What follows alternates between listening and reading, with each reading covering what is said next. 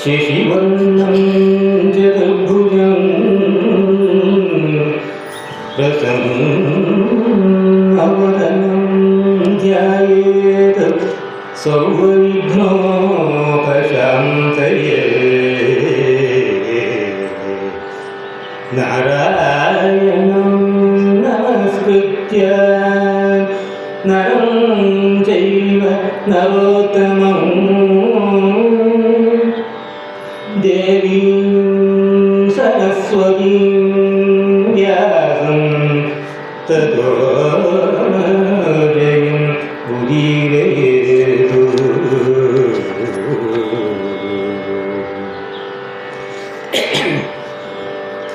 श्रीपतिय स्वपदनुपतिय शान्तियनो वाणीपतिय चातुर्यमं दिवस्पतिय प्रतापमो सुरपतिय भोगमं रविपतिय मूलोकवामरिसुवा रूपं सरित्पतिय गम्भीरतयनो स्वापतिय तेजमं कोट्ट गुरुमूर्ति पंपापति विरूपक्षनु यम इष्टसिद्धियं माल्ये ಸಂತೋಷದಿಂದ ಸಂತೋಷದಿಂದ.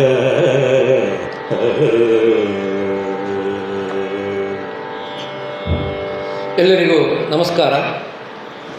ನಿರ್ವಿಘ್ನದಾಯಕನಾದಂತಹ ಈ ಸ್ಥಳದ ಅಧಿದೇವತೆಯಾದಂತಹ ಮಹಾಗಣಪತಿಗೆ ನಮಸ್ಕರಿಸುತ್ತಾ, ಅಕ್ಷರ ದೇವತೆಯಾದಂಥ ಶಾರದೆಗೆ ವಂದಿಸುತ್ತಾ,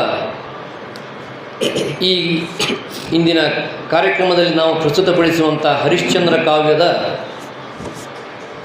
ಸ್ತುತಿಸಲ್ಪಟ್ಟಂಥ ದೇವತೆ ಪಂಪಾಪತಿ ವಿರೂಪಾಕ್ಷ, ಹಂಪೆಯ ವಿರೂಪಾಕ್ಷ, ಈ ಎಲ್ಲ ದೇವರುಗಳಿಗೆ ವಂದಿಸಿ ಇವತ್ತಿನ ಗಮಕ ಕಾರ್ಯಕ್ರಮವನ್ನು ನಾವು ಆರಂಭಿಸ್ತಾ ಇದ್ದೇವೆ. ಇಂದು ನಾವು ಆಯ್ದುಕೊಂಡಂತಹ ಕಾವ್ಯ ಮಹಾಕವಿ ರಾಘವಾಂಕನಿಂದ ರಚಿತವಾದಂತಹ ಹರಿಶ್ಚಂದ್ರ ಕಾವ್ಯ. ಇದರ ಕೊನೆಯ ಭಾಗ ವಿಶ್ವೇಶ್ವರ ಸಾಕ್ಷಾತ್ಕಾರ ಎನ್ನುವಂಥ ಭಾಗವನ್ನು ನಾವು ಮಾಡುವಾಗ ಇದು ಹೇಗೆ ಅಂತಂದರೆ ಹಿಂದಿನ ಕಥೆಯ ಸೂಕ್ಷ್ಮ ವಿವರಗಳನ್ನೆಲ್ಲ ತೆಗೆದುಕೊಂಡು ಬರುತ್ತೆ. ನಿಜವಾಗಿಯೂ ಈ ಕಾವ್ಯದ ಅದ್ಭುತವಾದಂಥ ಶಕ್ತಿ ಸಂಪನ್ನ ಆಗೋದು ಈ ಕಾವ್ಯದ ಮುಕ್ತಾಯದಲ್ಲಿ.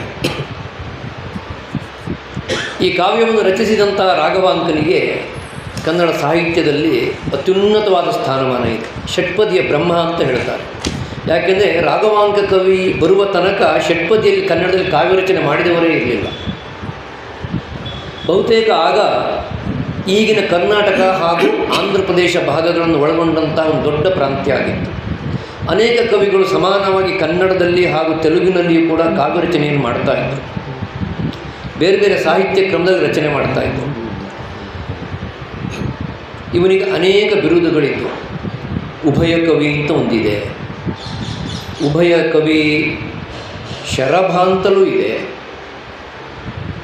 ಹೀಗಿರುವಂಥ ರಾಘವಾಂಕ ಹರಿಶ್ಚಂದ್ರ ಕಾವ್ಯವನ್ನು ಬರೆದಾಗ ಆಗಿನ ಕಾಲದ ಹಂಪೆಯ ರಾಜನಾದಂಥ ದೇವರಾಜ ಎನ್ನುವಂತಹ ರಾಜ ಬಂಗಾರದ ಹರಿವಾಣದಲ್ಲಿ ಕಾವ್ಯವನ್ನಿಟ್ಟು ಆನೆ ಮೇಲೆ ಅದನ್ನು ಇಳಿಸಿ ಮೆರವಣಿಗೆ ಮಾಡಿಸಿದಂತೆ ಹಂಪೆಯಲ್ಲಿ. ಅಂತಹ ಅದ್ಭುತವಾದಂತಹ ಒಂದು ಸಾರ್ವಜನಿಕ ಸನ್ಮಾನ ಎಲ್ಲ ಈ ರಾಘವಾಂಕ ಕವಿಗೆ ಸಿಕ್ಕಿತ್ತು. ಈ ಕಾವ್ಯದಲ್ಲಿ ಒಂದೊಂದು ಶಬ್ದವನ್ನು ಕೂಡ ರಾಘವಾಂಕ ಕವಿ ಅತ್ಯಂತ ನಿಶಿತವಾಗಿ ಬಳಸಿದ್ದಾನೆ. ಒಂದೊಂದು ಶಬ್ದದಲ್ಲಿ ಕೂಡ ಅಷ್ಟು ಅದ್ಭುತವಾದಂಥ ಅರ್ಥ ಹುದುಗಿದೆ. ಈಗ ನಾವು ಕೊನೆಯ ಭಾಗಕ್ಕೆ ಬರುವಾಗ ಆರಂಭದ ಸೂಕ್ಷ್ಮ ವಿವರ ಅಂತ ಹೇಳಿದರೆ, ಪ್ರಪಂಚದಲ್ಲಿ ಸತ್ಯವಂತರು ಯಾರು ಎನ್ನುವ ಪ್ರಶ್ನೆಗೆ ದೇವೇಂದ್ರನ ಸಭೆಯಲ್ಲಿ ವಸಿಷ್ಠರು ಉತ್ತರವನ್ನು ಕೊಡಲಿಕ್ಕೆ ಆರಂಭ ಮಾಡಿದಾಗ ವಿಶ್ವಾಮಿತ್ರರಿಗೆ ಕೋಪ ಬಂತು.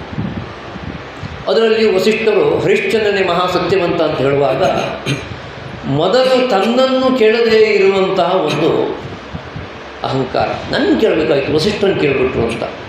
ಅದರ ಜೊತೆಗೆ ವಸಿಷ್ಠರು ಏನು ಹೇಳಿದರೂ ಅದಕ್ಕೆ ವಿರುದ್ಧವಾಗಿರೋದನ್ನು ತಾನು ಆಡ್ತೇನೆ ಮಾಡ್ತೇನೆ ಎನ್ನುವಂಥ ಛಲ.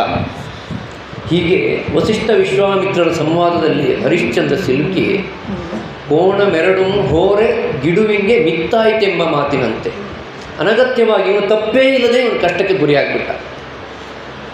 ಹರಿಶ್ಚಂದ್ರ ಮಹಾ ಸತ್ಯವಂತ ಅಂತ ವಸಿಷ್ಠರು ಹೇಳಿದ ಕಾರಣಕ್ಕಾಗಿ ಇವನ ಬಾಯಲ್ಲಿ ಸುಳ್ಳನ್ನು ಹೇಳಿಸ್ತೇನೆ ಎನ್ನುವಂಥ ಹಠಕ್ಕೆ ಬಿದ್ದ ವಿಶ್ವಾಮಿತ್ರರು ಬೇರೆ ಬೇರೆ ಪ್ರಸಂಗಗಳ ಮೂಲಕವಾಗಿ ಇವನ ರಾಜ್ಯಕೋಶಾದಿಗಳನ್ನೆಲ್ಲ ತಾವು ಸೆಳೆದುಕೊಂಡರು. ಇವನನ್ನು ಕಾಡಿಗೆ ಕಳಿಸಿದರು. ಸಮಾಧಾನ ಆಗಲಿಲ್ಲ. ಇನ್ನೂ ಪರೀಕ್ಷೆ ಮಾಡಬೇಕು ಎನ್ನುವ ಕಾರಣಕ್ಕಾಗಿ ಇವನಲ್ಲಿ ಋಣದ ಭಾರವನ್ನು ಹೊರಿಸಿ ಅದರ ಸಂಗ್ರಹಕ್ಕಾಗಿ ಕೊನೆಗೊಂದು ಸಂದರ್ಭದಲ್ಲಿ ಹರಿಶ್ಚಂದ್ರ ಹೆಂಡತಿ ಮಗನನ್ನು ಮಾರುವಂಥ ಸನ್ನಿವೇಶ ನಿರ್ಮಾಣ ಆಯಿತು. ಅದರಲ್ಲಿ ಹುಟ್ಟಿದಂಥ ಹಣ ಜೊತೆಯಲ್ಲಿ ಬಂದಂಥ ನಕ್ಷತ್ರಕನಿಗೆ ಅಷ್ಟು ದಿವಸ ಕಾಲದ್ದಕ್ಕೆ ಕೊಡಲಿಕ್ಕಾಯ್ತು ಬಿಟ್ಟರೆ ವಿಶ್ವಾಮಿತ್ರರಿಗೆ ಕೊಡಬೇಕಾದಂಥ ಹಣ ಹಾಗೇ ಉಳ್ಕೊಂಡಿತ್ತು. ಕೊನೆಗೆ ಹರಿಶ್ಚಂದ್ರ ತನ್ನನ್ನೂ ತಾನು ಮಾರಿಕೊಂಡು ಒಬ್ಬ ಚಂಡಾಲನಿಗೆ ಅಡಿಯಾಳಾಗಿ ಬದುಕ್ತಾ ಇದ್ದಾನೆ. ನಾವು ಆ ಘಟ್ಟದಲ್ಲಿ ಈಗ ಕಾವ್ಯವನ್ನು ನೋಡ್ತಾ ಇದ್ದೇವೆ. ಕಾಶಿ ನಗರದಲ್ಲಿ ತನ್ನನ್ನು ತಾನು ಮಾರಿಕೊಂಡು ಹರಿಶ್ಚಂದ್ರ ಸ್ಮಶಾನದ ಕಾವಲುಗಾರನಾಗಿ ವಾಸ ಮಾಡ್ತಾ ಇದ್ದಾನೆ. ರಾಘವಾಂಕ ಅದನ್ನು ಹೇಳ್ತಾನೆ, ವಾರಣಾಸಿ ಮಧ್ಯವೇ ಲಾಳದೇಶ. ಈಗ ಅವನ ದೇಶ ಯಾವುದು ಅಂತ ಕೇಳಿದರೆ ಲಾಳದೇಶ ಅವನ ಮೊದಲಾಗಿತ್ತು. ಈಗ ಆ ವಾರಣಾಸಿಯನ್ನೇ ಅವನು ತನ್ನ ರಾಜ್ಯ ಅಂತ ತಿಳ್ಕೊಂಡಿದ್ದಾನೆ. ಅದರ ಜೊತೆಗೆ ಅಚ್ಚರಿಯ ಕಾಶಿಪುರ ಅಯೋಧ್ಯೆ. ಹಿಂದೆ ಇವನ ರಾಜಧಾನಿ ಅಯೋಧ್ಯೆ ಆಗಿದ್ದರೆ ಈಗ ಕಾಶಿ ಆಗಿದೆ ಅಂತೆ. ಅದರ ಜೊತೆಗೆ ಸ್ಮಶಾನಧರೆ ಅರಮನೆಯಲ್ಲಿ ವಾಸ ಮಾಡ್ತಾ ಇದ್ದಂಥ ಹರಿಶ್ಚಂದ್ರ ಇವತ್ತು ಸ್ಮಶಾನದಲ್ಲಿ ವಾಸ ಮಾಡ್ತಾ ಇದ್ದಾನೆ. ಅವನ ಕೈಯಲ್ಲಿರ್ತಕ್ಕಂತಹ ಒಂದು ಸಂಬಳಿಗೋಲು ಅಂತ ಹೇಳ್ತಾರೆ. ಸ್ಮಶಾನದ ಕಾವಲುಗಾರನ ಕೈಯಲ್ಲಿ ಒಂದು ಕೋಲಿರ್ತದೆ. ಅದು ಅವನ ರಾಜನಾಗಿದ್ದಾಗ ಅವನ ಕೈಯಲ್ಲಿ ಯಾವ ಖಡ್ಗ ಇತ್ತು ಆಳ್ವಿಕೆಯನ್ನು ಮಾಡಲಿಕ್ಕೆ, ಆ ರಾಜದಂಡ ಈಗಿವತ್ತು ಇವನ ಕೈಲಿರುವಂಥ ಈ ದಂಡ. ಅದರ ಜೊತೆಗೆ ಒಂದು ಅದ್ಭುತವಾದ ಶಬ್ದವನ್ನು ಅವನು ಕೊಡೋದು ಅಂತಂದರೆ ಪ್ರೇತಗಾಹಿನ ತವಗ ಮಣಿಪೀಠ. ಆ ಸ್ಮಶಾನದ ಕಾವಲುಗಾರ ಕೂತ್ಕೊಳ್ಳಿಕ್ಕೊಂದು ಸ್ಥಳ ಇದೆ. ರಾಜನಾಗಿದ್ದಾಗ ಇವನು ಸಿಂಹಾಸನದ ಮೇಲೆ ಕುಳಿತು ಆಳ್ವಿಕೆ ಮಾಡ್ತಾ ಇದ್ದ. ಈಗ ಆ ತವಗ ಪೀಠದ ಮೇಲೆ ಇವನು ಕೂತ್ಕೊಂಡಿದ್ದಾನೆ. ಆದರೆ ಇಷ್ಟೆಲ್ಲ ಇದ್ದರೂ ಕೂಡ ಅವನು ಅಂಜಲಿಲ್ಲ. ಯಾಕೆ ಅಂತಂದರೆ ಅವನಲ್ಲಿ ಪರಮ ಧೃತಿ ಚತುರಂಗ ಸೇನೆ. ಒಬ್ಬ ಮನುಷ್ಯನಿಗೆ ಯಾವುದೇ ಹೊತ್ತಿನಲ್ಲಿ ಆದರೂ ಅವನ ಧೈರ್ಯವೇ ಬಲ. ಅದನ್ನು ಬಿಟ್ಟರೆ ಬೇರೆ ಯಾವ ಬಹಿರಂಗದ ಬಲ ಅಲ್ಲ. ರಾಜನಾಗಿದ್ದಾಗ ಅವನ ಚತುರಂಗ ಸೇನೆ ಇತ್ತು. ಚತುರಂಗ ಸೇನೆ ಇಲ್ಲದಿದ್ದರೆ ಎದೆಯಲ್ಲಿ ಧೈರ್ಯ ಇದೆ. ನಾನು ಸತ್ಯವಂತ, ಸತ್ಯಕ್ಕಾಗಿ ಬದುಕ್ತೇನೆ ಹೇಳುವಂಥ ಧೈರ್ಯ ಇದೆಯಲ್ಲ, ಅದೇ ಅವನ ಚತುರಂಗ ಬಲವಾಗಿದೆ. ಇದು ಅವನದ್ದಾದಂಥ ಒಂದು ಸ್ಥಿತಿ. ಆದರೆ ಈಗಾಗಲೇ ಅವನು ತನ್ನ ಹೆಂಡತಿ ಮಗನನ್ನು ಮತ್ತೊಬ್ಬರಿಗೆ ಮಾರಿಬಿಟ್ಟಿದ್ದಾನೆ. ಅವಳ ಸ್ಥಿತಿ ಏನು ಚಂದ್ರಮತಿಯದು ಅಂತ ಕೇಳಿದರೆ, ಅವಳನ್ನು ಕೊಂಡುಕೊಂಡಂತಹ ಒಬ್ಬ ಬ್ರಾಹ್ಮಣ ಇದ್ದಾನಲ್ಲ, ಒಡೆಯನತಿ ಕೋಪಿ, ಹೆಂಡತಿ ಮಹಾಮೂರ್ಖೆ, ಮಗ ಕಡು ಧೂರ್ತ, ಸೊಸೆಯಾದಡೆ ಅಧಿಕ ನಿಷ್ಠುರೆ. ಆ ಮನೆ ಬಂದು ಹೋಗುವವರೆಲ್ಲ ಯಾರು ಅಂತ ಕೇಳಿದರೆ, ಮನೆಯ ನಡೆಯುವವರು ದುರ್ಜನರು, ನೆರೆಮನೆಯವರು ಮಿಥ್ಯವಾದಿಗಳು, ಪಶುಗಳಗಳು. ಅವಳ ಸ್ಥಿತಿ, ಅವಳ ಕಷ್ಟವನ್ನು ಹೇಳಲಿಕ್ಕೆ ಬಾರದಾಗಿಬಿಟ್ಟಿದೆಯಂತೆ. ಅಡಿಗಡಿಗೆ ಕೋಪಿಸುವ, ಸಾಯ ಸದೆ ಬಡಿಯುವ, ಅಷ್ಟು ಹಿಂಸೆಯನ್ನು ಆ ಮನೆಯವರು ಅವಳಿಗೆ ಕೊಡ್ತಾ ಇದ್ದಾರೆ. ಆದರೆ ಅವಳು ಸಹಿಸಿಕೊಂಡಿದ್ದಾಳೆ. ಯಾಕೆ ಅಂತ ಕೇಳಿದರೆ, ಗಂಡನ ಸತ್ಯಕ್ಕಾಗಿ. ಅವನು ಮಾರಿ ಕಳಿಸುವಾಗ ಹೇಳಿದ್ದಾನೆ, ಯಾವತ್ತೂ ಒಡೆಯನಿಗೆ ನೀನು ತಿರುಗಿ ಆಡಬೇಡ, ಅವನು ಹೇಳುವ ಕೆಲಸ ಕಾರ್ಯಗಳನ್ನು ಮಾಡು. ಗಂಡನ ಸತ್ಯಕ್ಕಾಗಿ ಅಷ್ಟನ್ನೆಲ್ಲ ಸಹಿಸಿಕೊಂಡು ತನ್ನ ಮಗನೊಟ್ಟಿಗೆ ಅವಳಲ್ಲಿರುವಾಗ ಈಗ ಏನಾಯಿತು ಅಂತಂದರೆ, ಒಂದು ದಿವಸ ಸಂಜೆಯ ವೇಳೆಗೆ ಬೇರೆ ಮಕ್ಕಳ ಜೊತೆಗೆ ಕಾಡಿಗೆ ಹೋದಂಥ ಅವಳ ಮಗ ರೋಹಿತಾಶ್ವ ಬರಲಿಲ್ಲ. ಯಾಕೆ ಇಷ್ಟೊತ್ತಾದರೂ ಮಗ ಬರಲಿಲ್ಲ ಅಂತ ಅವಳು ಕಾಯ್ತಾ ಇರುವಾಗ ಆ ಬೇರೆ ಮಕ್ಕಳೆಲ್ಲ ಬಂದು ಹೇಳಿದರು, ಒಂದು ಹುತ್ತಿನ ಮೇಲೆ ಅವನು ನಿಂತ್ಕೊಂಡಾಗ ಹಾವು ಕಚ್ಚಿ ರೋಹಿತಾಶ್ವ ಸತ್ತೋಗಿಬಿಟ್ಟ ಅಂತ. ಇವಳಿಗೆ ಇದ್ದ ಒಬ್ಬನೇ ಒಬ್ಬ ಮಗ. ಏನು ಅವಳ ಬಳಗ ಯಾರೂ ಇಲ್ಲ, ಅವಳು ಏಕಾಂಗಿನಿಯಾಗಿದ್ದಾಳೆ. ಏನು ಮಾಡಬೇಕು ಅಂತ ಗೊತ್ತಾಗಲಿಲ್ಲ. ಒಡೆಯಲ್ಲಿ ಹೇಳಿದ್ಲು, ನನ್ನ ಮಗ ಸತ್ತೋಗ್ಬಿಟ್ಟಿದ್ದಾನೆ ಅಂತ. ಹೋಗಲಿ ಬಿಡು ಅಂತಂದವನು. ನರಿಗಳ ಎಳೆಯದ ಮುನ್ನ ದಹಿಸಬೇಡವೆ ತಂದೆ ಅಂತ ಕೇಳಿದ್ದು. ಕಾಡಿನಲ್ಲಿ ಪ್ರಾಣಿಗಳು ಕಚ್ಕೊಂಡು ಹೋಗ್ಬಿಡ್ತಾವೆ, ನನ್ನ ಮಗನಿಗೆ ನಾನು ಅಂತ್ಯ ಸಂಸ್ಕಾರ ಮಾಡಬೇಕಲ್ಲ ಅಂತ ಕೇಳಿದರೆ, ಇಂತಹ ಮಕ್ಕಳಿಗೆಲ್ಲ ಮತ್ತು ಸಂಸ್ಕಾರವೇ? ಏನಾದರೂ ಆಗಿ ನಾನು ಹೋಗಿ ಬರ್ತೇನೆ, ಹೋಗಲೇಬೇಕು ತಾಯಿಯಾಗಿ ಅಂತ ಕೇಳಿದಾಗ ಬೆಳಗಾಗುವುದರೊಳಗೆ ಬಂದು ಸೇರಿಕೊಳ್ಬೇಕು. ಹೋಗುವಾಗ ನೀನು ಮಾಡಬೇಕಾದ ಕೆಲಸಗಳನ್ನೆಲ್ಲ ಮಾಡಿ ಪೂರೈಸಿ ಹೋಗಬೇಕಾದರೆ ಬೆಳಗಾಗುವುದರೊಳಗೆ ಬಂದು ಸೇರಿಕೊಳ್ಳಬೇಕು ಎನ್ನುವಂಥ ಆಜ್ಞೆಯನ್ನು ಕೊಟ್ಟು ಅವಳಿಗೊಂದು ಅವಕಾಶವನ್ನು ಬ್ರಾಹ್ಮಣ ಕೊಟ್ಟ. ಈಗ ತನ್ನ ಮಗನ ಶವ ಎಲ್ಲಿದೆ ಅಂತ ಅವಳು ಹುಡುಕಿಕೊಂಡು ಬಂದು ಒಂದು ಸ್ಥಳವನ್ನು ನೋಡಿದ್ಲು. ಸತ್ತಂತಹ ರೋಹಿತಾಶ್ವನ ಶವ ಕಣ್ಣಿಗೆ ಕಂಡಿತು. ಮಗ ಸತ್ತಿದ್ದಾನೆ ಅಂತ ಅವಳಿಗೆ ನಂಬಿಕೆ ಬರಲಿಲ್ಲ. ಏನಾದರೂ ಬದುಕಿದ್ದಾನೆ, ನಾವು ಪುಟುಕು ಜೀವ ಇದ್ದರೆ ಅಂತ ಹೇಳಿ ಅವಳು ಭಾಳ ಆಸೆ ಪಟ್ಟುಕೊಂಡು ಆ ಮಗನ ಶವವನ್ನು ನೋಡಿದ್ಲು. ಅದನ್ನೆಲ್ಲ ರಾಘವಾಂಕ ಬಹಳ ವಿವರವಾಗಿ ಬರಿತಾನೆ. ಒಂದು ವ್ಯಕ್ತಿ ಸತ್ತಿದ್ದಾನೆ ಅಂತ ನಾವು ತೀರ್ಮಾನಿಸಬೇಕಾದ್ರೆ ಏನೆಲ್ಲ ಪರೀಕ್ಷೆಗಳನ್ನು ಮಾಡಬೇಕು, ಮೂಗಿನಲ್ಲಿ, ಹಳ್ಳೆಯಲ್ಲಿ, ಆಮೇಲೆ ಕೈ ಉಗುರನ್ನು ನೋಡಿದ್ರು, ನಾಡಿ ಮಿಡಿತಾ ಇದೆಯಾ ನೋಡಿದ್ರು. ಏನೆಲ್ಲ ನೋಡಿದರೂ ಕೂಡ ಮಗ ಬದುಕಿಲ್ಲ, ಸತ್ತಿದ್ದಾನೆ ಎನ್ನುವುದು ಅವಳಿಗೆ ಖಚಿತ ಆಯಿತು. ಅವಳಿಗೆ ದುಃಖ ಹೆಚ್ಚಾಗ್ಬಿಡ್ತು. ಗಂಡ ಒಪ್ಪಿಸಿ ಹೋಗಿದ್ದಾನೆ, ಎಲ್ಲಿಯಾದರೂ ನಾಳೆ ಗಂಡ ಬಂದು ಕೇಳಿದರೆ ನಾನು ಏನಂತ ಹೇಳಲಿ ಗಂಡನಿಗೆ? ಅವಳ ಲೆಕ್ಕ ಏನು, ಅನಿವಾರ್ಯಕ್ಕಾಗಿ ಗಂಡ ತಮ್ಮನ್ನು ಮಾರಿದ್ದಾನೆ ಬಿಟ್ಟರೆ ಶಾಶ್ವತವಾಗಿ ಗಂಡ ಕೈ ಬಿಟ್ಟಿಲ್ಲ ನಮ್ಮನ್ನು. ಇವತ್ತೆಲ್ಲ ನಾಳೆ ಬರ್ತಾನೆ, ನಮ್ಮನ್ನು ಬಿಡಿಸ್ಕೊಂಡು ಹೋಗ್ತಾನೆ ಎನ್ನುವ ಆಸೆಯಲ್ಲಿ ಬದುಕ್ತಾ ಇದ್ದವಳು. ಅತಿ ಲಜ್ಜೆಗೆಟ್ಟು ಅನ್ಯರ ಆಳಾಗಿ ದುಡಿದು ಧಾವತಿಗೊಂಡು ಧನವನಾರ್ಜಿಸಿ ಹರಿಶ್ಚಂದ್ರ ಭೂಪತಿ ನಮ್ಮನ್ನು ಬಿಡಿಸಬೇಕು ಅಂತ ಬರ್ತಾನಲ್ಲ, ಪಾಪ ಅವನು ಈ ನಮ್ಮನ್ನು ಬಿಡಿಸಿಕೊಂಡು ಹೋಗಬೇಕು ಎನ್ನುವ ಮೋಹದಿಂದ ಹಸಿವು ನಿದ್ದೆಯನ್ನೆಲ್ಲ ತೊರೆದು ದುಡಿತಾ ಇದ್ದಾನೆ. ಇವತ್ತೆಲ್ಲ ನಾಳೆ ಬರ್ತಾನೆ. ಬಂದವನು ಸುತನ ಕರೆ ಎಂದೊಡೆ ಮಗನನ್ನು ತೋರಿಸೋ ಚಂದ್ರಮತಿ ಅಂತ ಕೇಳಿ ನಾನು ಏನು ಹೇಳಲಿ ಅವನಿಗೆ ಅಂತ ಹೇಳಿ ಭಾಳ ಸಂಕಟ ಪಟ್ಕೊಂಡ್ಲಂತೆ. ಎಷ್ಟು ಸಂಕಟ ಪಟ್ಟರೇನು, ಮಗ ಸತ್ತಿದ್ದಾನೆ, ಅವನಿಗೊಂದು ಅಂತ್ಯ ಸಂಸ್ಕಾರವನ್ನು ಮಾಡಲೇಬೇಕು ಎನ್ನುವ ಕಾರಣಕ್ಕಾಗಿ ಆ ಮಗನ ಶವವನ್ನು ಅವಳು ಹೆಗಲ ಮೇಲೆ ಹೊತ್ತುಕೊಂಡು ಕಾಶಿಯಲ್ಲಿ ಎಲ್ಲರನ್ನು ಸುಡುವ ಠಾವು ಎಲ್ಲಿದೆ ಅಂತ ಹುಡುಕಿಕೊಂಡು ಈ ಹರಿಶ್ಚಂದ್ರ ಕಾವಲುಗಾರನಾಗಿರುವಂತಹ ಒಂದು ಕಾಡಿಗೆ ಬಂದಳು. ಮಧ್ಯರಾತ್ರಿಯ ಸಮಯ. ಅಲ್ಲಲ್ಲಿ ಈಗಾಗಲೇ ಕೆಲವು ಶವಗಳನ್ನು ಸುಟ್ಟು ಹೋಗಿರುವ ನಂತರದ ಚಿತೆಯ ಕೊಳ್ಳಿಗಳಿದ್ದಾವಲ್ಲ, ಅಂತಹ ಗಳಗಳನೆ ಮುನ್ನ ಬೆಂದೋ ಉಳಿದಿದ್ದ ಕರಿಕೊಳ್ಳಿಗಳನ್ನೆಲ್ಲನೂ ಸಿದುಗಿ ತಂಗೊಟ್ಟಿ ಮೇಲೆ ಮಂಗಳಮಯ ಕುಮಾರನಂ ಬಟ್ಟಿರಿಸಿ ಕೆಲದೊಳ್ ಉರಿವಗ್ನಿಯಂ ಪಿಡಿದೋ ನಿಂದೋ ಬೆಳೆದಲ್ಲಿ ಬೆಳೆ ಹುಟ್ಟಿದಲ್ಲಿ ಹುಟ್ಟಿಯೊಂದು ನುಡಿದೋ ಇಳುಗಲಮುಗೈದಡೋ ಇಳುಗಲಾರದೆ ಬಾಯಳಿದು ಮೊರೆ ಇಟ್ಟೊಡೆ ಆ ಧ್ವನಿಯದೋ ನಿತ್ಯ ತಿಳಿದೆದ್ದು ಬಂದಮ ಭೋಗನೋ. ಗಳಗಳನೆ ಮುನ್ನ ಬೆಂದುಳಿದಿದ್ದ ಕರಿಗೊಳ್ಳಿಗಳನ್ನೆಲ್ಲವನ್ನು ಸಿದುಬಿ ತಂದೊಟ್ಟಿ.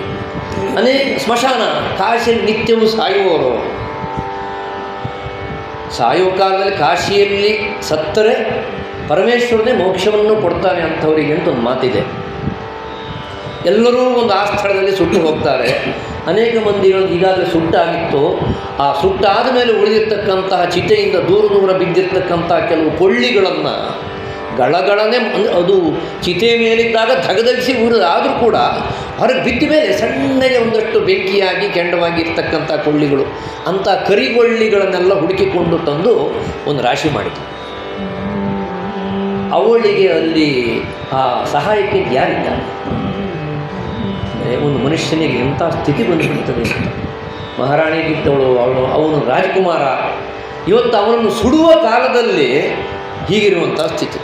ಇವಳೇ ಆಯ್ಕೊಂಡು ಬಂದು ಒಂದು ರಾಶಿಯನ್ನು ಮಾಡಿದ್ಲು. ಅದರ ಮೇಲೆ ತನ್ನ ಮಂಗಳಮಯ ಕುಮಾರನನ್ನು ಪಟ್ಟಿರಿಸಿ, ಪ್ರೀತಿಯಿಂದ ಸಾಕಿದಂಥ ಕುಮಾರನಲ್ವೇ ಅವನನ್ನು ಅದರ ಮೇಲೆ ಇಟ್ಲು. ಆಮೇಲೆ ಕೆಲದೋಳು ಉರಿವಗ್ನಿಯಂ ಪಿಡಿದು ನಿಂದು ಆ ಕೆಲವು ಕೊಳ್ಳಿಗಳನ್ನೆಲ್ಲ ಬಾಯಲ್ಲಿ ಊದಿ ಬೆಂಕಿಯನ್ನು ಸಿದ್ಧಪಡಿಸಿಕೊಂಡು ಕೈಯಲ್ಲಿ ಹಿಡ್ಕೊಂಡ್ಲು. ಕೊನೆಯ ಕ್ಷಣದಲ್ಲಿ ಆ ಮಗನಿಗೊಂದು ಶುಭವನ್ನು ಹಾರೈಸಿ ಕಳಿಸ್ಬೇಕು ತಾನೆ. ಹೇಳಿದ್ಲು, ಈ ಜನ್ಮದಲ್ಲಿ ನಮಗೆ ನೀನು ಮಗನಾಗಿ ಹುಟ್ಟಿ ಇಷ್ಟೇ, ಆದರೆ ನಿನಗೆ ಇನ್ನೊಂದು ಜನ್ಮ ಇರಲಿ. ನಾನು ಎಂತಹ ಒಂದು ಹತಭಾಗ್ಯೆಯಾದಂಥ ತಾಯಿ ಅಂತ ಹೇಳಿದರೆ ನಿನಗೊಂದು ಒಳ್ಳೆಯ ಬದುಕನ್ನು ಕೊಡಲಿಕ್ಕೆ ನಮಗಾಗಲಿಲ್ಲ. ಇನ್ನೊಮ್ಮೆ ನೀನು ನನಗೇ ಮಗನಾಗಿ ಬಾ ಅಂತ ಕೇಳಲಿಕ್ಕೆ ನನಗೆ ಅವಕಾಶವೇ ಇಲ್ಲ. ಅವಳು ಹೇಳ್ತಾಳೆ, ಬೆಳೆದಲ್ಲಿ ಬೆಳೆ ಹುಟ್ಟಿದಲ್ಲಿ ಹುಟ್ಟೆಂದು. ಇಲ್ಲ ಅಂತಂದರೆ ಒಳ್ಳೆಯ ರೀತಿಯಲ್ಲಿ ಸಂಬಂಧ ಮುಕ್ತಾಯವಾದರೆ ಮತ್ತೊಮ್ಮೆ ನೀನೇ ನನಗೆ ಗಂಡನಾಗು, ನೀನೇ ನನಗೆ ಹೆಂಡತಿ ಆಗು, ನೀನೇ ನನಗೆ ಮಗನಾಗು ಅಂತ ಕೇಳಲಿಕ್ಕೆ ಅವಕಾಶ ಇದೆ. ಈ ಸ್ಥಿತಿಯಲ್ಲಿರುವಂಥ ಒಬ್ಬ ತಾಯಿ ಏನನ್ನು ಕೇಳಿ ಅವಳು ಹುಟ್ಟಿದಲ್ಲಿ ಹುಟ್ಟು ಬೆಳೆದಲ್ಲಿ ಬೆಳೆ ಎಂದು ಅವನಿಗೆ ಕೊನೆಯ ಬಾರಿ ಒಂದು ಮಾತನ್ನು ಆಡಿ ಇನ್ನೇನು ಕೈಯಲ್ಲಿರುವಂಥ ಆ ಉರಿಯುವ ಕೊಳ್ಳಿಯನ್ನು ಕೊಡಬೇಕು, ಬೆಂಕಿ ಅಗ್ನಿಸ್ಪರ್ಶ ಮಾಡಬೇಕು, ಅದು ಮನಸ್ಸು ಬರ್ತಾ ಇಲ್ಲ ಅವಳಿಗೆ. ಯಾಕಂದ್ರೆ ಮಗ ಆ ಭಾವುಕತೆಯಲ್ಲಿ ಅವಳಿಗೆ ಮನಸ್ಸು ಬರ್ತಾ ಇಲ್ಲ. ಇಳುಹಬೇಕು ಅಂತ ಯೋಚನೆ ಮಾಡಿದರೂ ಇಳುಹಲಾರದೆ ಅಳವಳಿದು ಮನಸ್ಸು ಬರೋದಿಲ್ಲ. ಮತ್ತೆ ಕೈ ತಡಿತಾ ಇದೆ. ಈ ಸ್ಥಿತಿಯಲ್ಲಿರುವಂಥ ಅವಳ ಬಾಯಿಂದ ಒಂದಷ್ಟು ಆಕ್ರಂದನ ಹೊರಬಿಟ್ಟು ಆ ಆಕ್ರಂದನದ ದನಿ ಅಲ್ಲಿಯೇ ಸ್ಮಶಾನದ ಕಾವಲನ್ನು ಮಾಡ್ತಾ ಇದ್ದಂತಹ ಹರಿಶ್ಚಂದ್ರನ ಕಿವಿಗೆ ಬಿತ್ತು. ಯಾವತ್ತು ಕಾವಲುಗಾರನ ಲಕ್ಷಣ ಅಂತ ಹೇಳಿದರೆ ಮೈ ಮರೆತು ನಿದ್ದೆಯನ್ನು ಮಾಡಬಾರ್ದು. ಅದಕ್ಕೆ ಒಳ್ಳೆಯ ನಿದರ್ಶನ ಅಂತ ಹೇಳಿ ಶ್ವಾನವೇ. ನಿದ್ರೆ ಬಂದಾಗಿರುತ್ತೆ, ಒಂದು ಸಪ್ಪಳ ಅದು ಕೂಡ ಎದ್ದು ನಿಂತು ಬಿಡುತ್ತೆ. ಹಾಗೆ ಇವನು ಆ ಆಕ್ರಂದನವನ್ನು ಕೇಳಿದ ಕ್ಷಣವೇ ನಿದ್ರೆಯನ್ನು ತಿಳಿದೆದ್ದು ಬಂದನ ಭೂಪನು. ಅವನಿಗೆ ಆಶ್ಚರ್ಯ ಆಯಿತು, ಏನಿದು ಮಧ್ಯರಾತ್ರಿಯಲ್ಲಿ? ನಟ್ಟಿರು ಸುಡುಗಾಡೋಳು ಒಬ್ಬಳೋರಂತೆ ಬಾಗಿಟ್ಟು ಬಲುಗುವ ವೀರನಾರಿಯವಳೋ ನೀರಿ ಸುಟ್ಟೆಯಾದಡೆ ನಿನಗೆ ವೀರಬಾವುಕನ ಆಣೆ ಕದ್ದು ಸುಡ ಬಂದೆ ನಿನ್ನ ನಿಟ್ಟಿರುವ ಮುರಿವೆನೆಂದು ಉರವಣಿಸಿ ಜರೆಯುತ್ತ ದಟ್ಟಿಸುತ್ತ ಬಂದೋ ಹಿಡಿದಿದ್ದ ಕಿಚ್ಚಂ ಕೆದರಿ ಮುಟ್ಟಿಗೆಯ ಮೇಲಿದ್ದ ಸುತನ ಹಿಂಗ ಹಿಡಿದು ಸೆಳೆದು ಬಿಸುಡಂ ಭೂಪನೋ. ಅವನಿಗೆ ಆಶ್ಚರ್ಯ ಆಯಿತು, ಇದೇನು ಮಧ್ಯರಾತ್ರಿಯಲ್ಲಿ ಸ್ಮಶಾನದಲ್ಲಿ ಒಂದು ಹೆಣ್ಣು ಆಕ್ರಂದನವನ್ನು ಮಾಡ್ತಾ ಇದ್ದಾಳೆ. ನಟ್ಟಿರು ಸುಡುಗಾಡಳು ಒಬ್ಬಳು ಓರಂತೆ ಬಾಯಿ ಬಿಟ್ಟು ಹಲುಗುವ ವೀರನಾರಿ ಅವಳು. ಯಾಕೆಂದರೆ ಸ್ಮಶಾನಕ್ಕೆ ಮಧ್ಯರಾತ್ರಿ ಒಬ್ಬ ಗಂಡಸಿಗೆ ಬರಲಿಕ್ಕೆ ಕಷ್ಟ, ಧೈರ್ಯ ಸಾಕಾಗೋದಿಲ್ಲ. ಅಂಥದ್ದಲ್ಲಿ ಒಂದು ಹೆಣ್ಣು ಬಂದು ಹೀಗೆ ಆಕ್ರಂದನವನ್ನು ಮಾಡ್ತಾ ಇದ್ದಾಳೆ. ಇವಳು ಸಾಮಾನ್ಯಳಲ್ಲ, ವೀರನಾರಿ ಅವಳು. ಅಲ್ಲಿಂದ ಬರುವಾಗಲೇ ಅವನೊಂದು ಕೂಗನ್ನು ಹಾಕ್ಕೊಂಡು ಬಂದ. ಯಾರು ಯಾರು ಯಾರು ಸುಡ್ತಾ ಇರೋದು? ಸುಡಬೇಡಿ, ವೀರಬಾಹುಕನಾಣೆ. ಯಾಕೆಂದ್ರೆ ಇವನದ್ದಾದ ಏನೂ ಇಲ್ಲ. ಇವನು ಏನು ಸಂಗ್ರಹಿಸಿದ್ರೆ ಕೊಡಬೇಕಾದ ಇವನು ಒಡೆಯನಿಗೆ. ಮೀರಿ ಸುಟ್ಟೆಯಾದರೆ ನಿನಗೆ ವೀರಬಾಹುಕನಾಣೆ, ನನ್ನ ಒಡೆಯನಾದಂಥ ವೀರಬಾಹುಕನ ಆಣೆಯಾಗಿಯೂ ಯಾರು ನೀವು ಅನುಮತಿ ಇಲ್ಲದೆ ಸುಡುವ ಹಾಗಿಲ್ಲ. ಕದ್ದು ಸುಡ ಬಂದೆ ನಿನ್ನ. ಮಧ್ಯರಾತ್ರಿಯಲ್ಲಿ ಗೊತ್ತಾಗದೆ ಇಲ್ಲ ಸುಟ್ಟು ಹೋಗ್ಬೋದು. ಹಾಗೆ ಮಾಡಿದರೆ ಇಲ್ಲಿ ತೆರಿಗೆಯನ್ನು ಕೊಡೋದು ಬೇಡ ಅಂತ ಯೋಚನೆ ಮಾಡಿದೆ ಅಂತ ಕಾಣ್ತದೆ. ಕದ್ದು ಸುಡ ಬಂದೆ ನಿನ್ನ ನಿಟ್ಟೆಲ್ಲುವ ಮುರಿವೆ. ಹೀಗೆ ನೀನು ಕದ್ದು ಸುಡ್ತಿ ಅಂತಾದರೆ ಕೈಯಲ್ಲಿರೋ ಕೋಲಿಂದ ಬಡಿದು ನಿನ್ನ ಎಲುಬನ್ನು ಪುಡಿ ಪುಡಿ ಮಾಡ್ತೇನೆ ನಾನು ಅಂತ ಹೇಳಿ ಜರೆಯುತ್ತ ಗಟ್ಟಿಸುತ್ತ ಬಂದು ಹಿಡಿದಿದ್ದ ಕಿಚ್ಚಂ ಕೆದರಿ, ಅವಳ ಕೈಯಲ್ಲಿದ್ದಂತಹ ಇನ್ನೇನು ಸ್ಪರ್ಶ ಮಾಡಬೇಕು ಅಂತ ಇದ್ದಂತಹ ಅಗ್ನಿಯ ಅದನ್ನು ಕೆದರಿ ಬಿಸಾಕಿಬಿಟ್ಟನಂತೆ. ಆಮೇಲೆ ಮುಟ್ಟಿಗೆಯ ಮೇಲಿದ್ದ, ನಮ್ಮ ಒಂದು ಧಾರ್ಮಿಕ ಪರಂಪರೆ ಶಬ್ದ ಅಂತಂದರೆ ಇವಳು ಆಯ್ದುಕೊಳ್ಳುವಾಗ ಕರಿಗೊಳ್ಳಿಗಳು, ಸುಡುವ ಹೊತ್ತಿಗೆ ಅದು ಮುಟ್ಟಿಗೆ. ಅದೇ ತಾನೇ ನಾವು ಯಜ್ಞಕ್ಕೆ ಅಂತ ಬಳಸುವ ಕಟ್ಟಿಗೆ ಹೇಳೋದಿಲ್ಲ, ಮುಟ್ಟಿಗೆ. ಅದು ಆ ಸೂಕ್ಷ್ಮ ಪ್ರಜ್ಞೆ ಕವಿಗಳಿಗಿರ್ತದೆ ಅಂತ. ಆಯ್ದುಕೊಳ್ಳುವಾಗ ಕರಿಗೊಳ್ಳಿಗಳು. ಈಗ ಹಾಗಲ್ಲ, ಮುಟ್ಟಿಗೆಯ ಮೇಲಿರ್ದ ಸುತನ ಹಿಂಗಾಲು ಹಿಡಿದು ಅಲ್ಲಿದ್ದಂತಹ ರೋಹಿತಾಶ್ವನ ಶವವನ್ನು ಎಳೆದು ಕಾಲು ಹಿಡಿದು ಬಿಸಾಡಬೇಕು ಅಂತ ಅವ್ನು ಹೊರಟನಂತೆ. ಆಗ ಇವಳು ಕೂಗ್ಕೊಳ್ತಾಳೆ, ಬಿಸುಡದಿರು ಬಿಸುಡದಿರು ಬೇಡ ಬೇಡ ಅಕಟ ಹಸು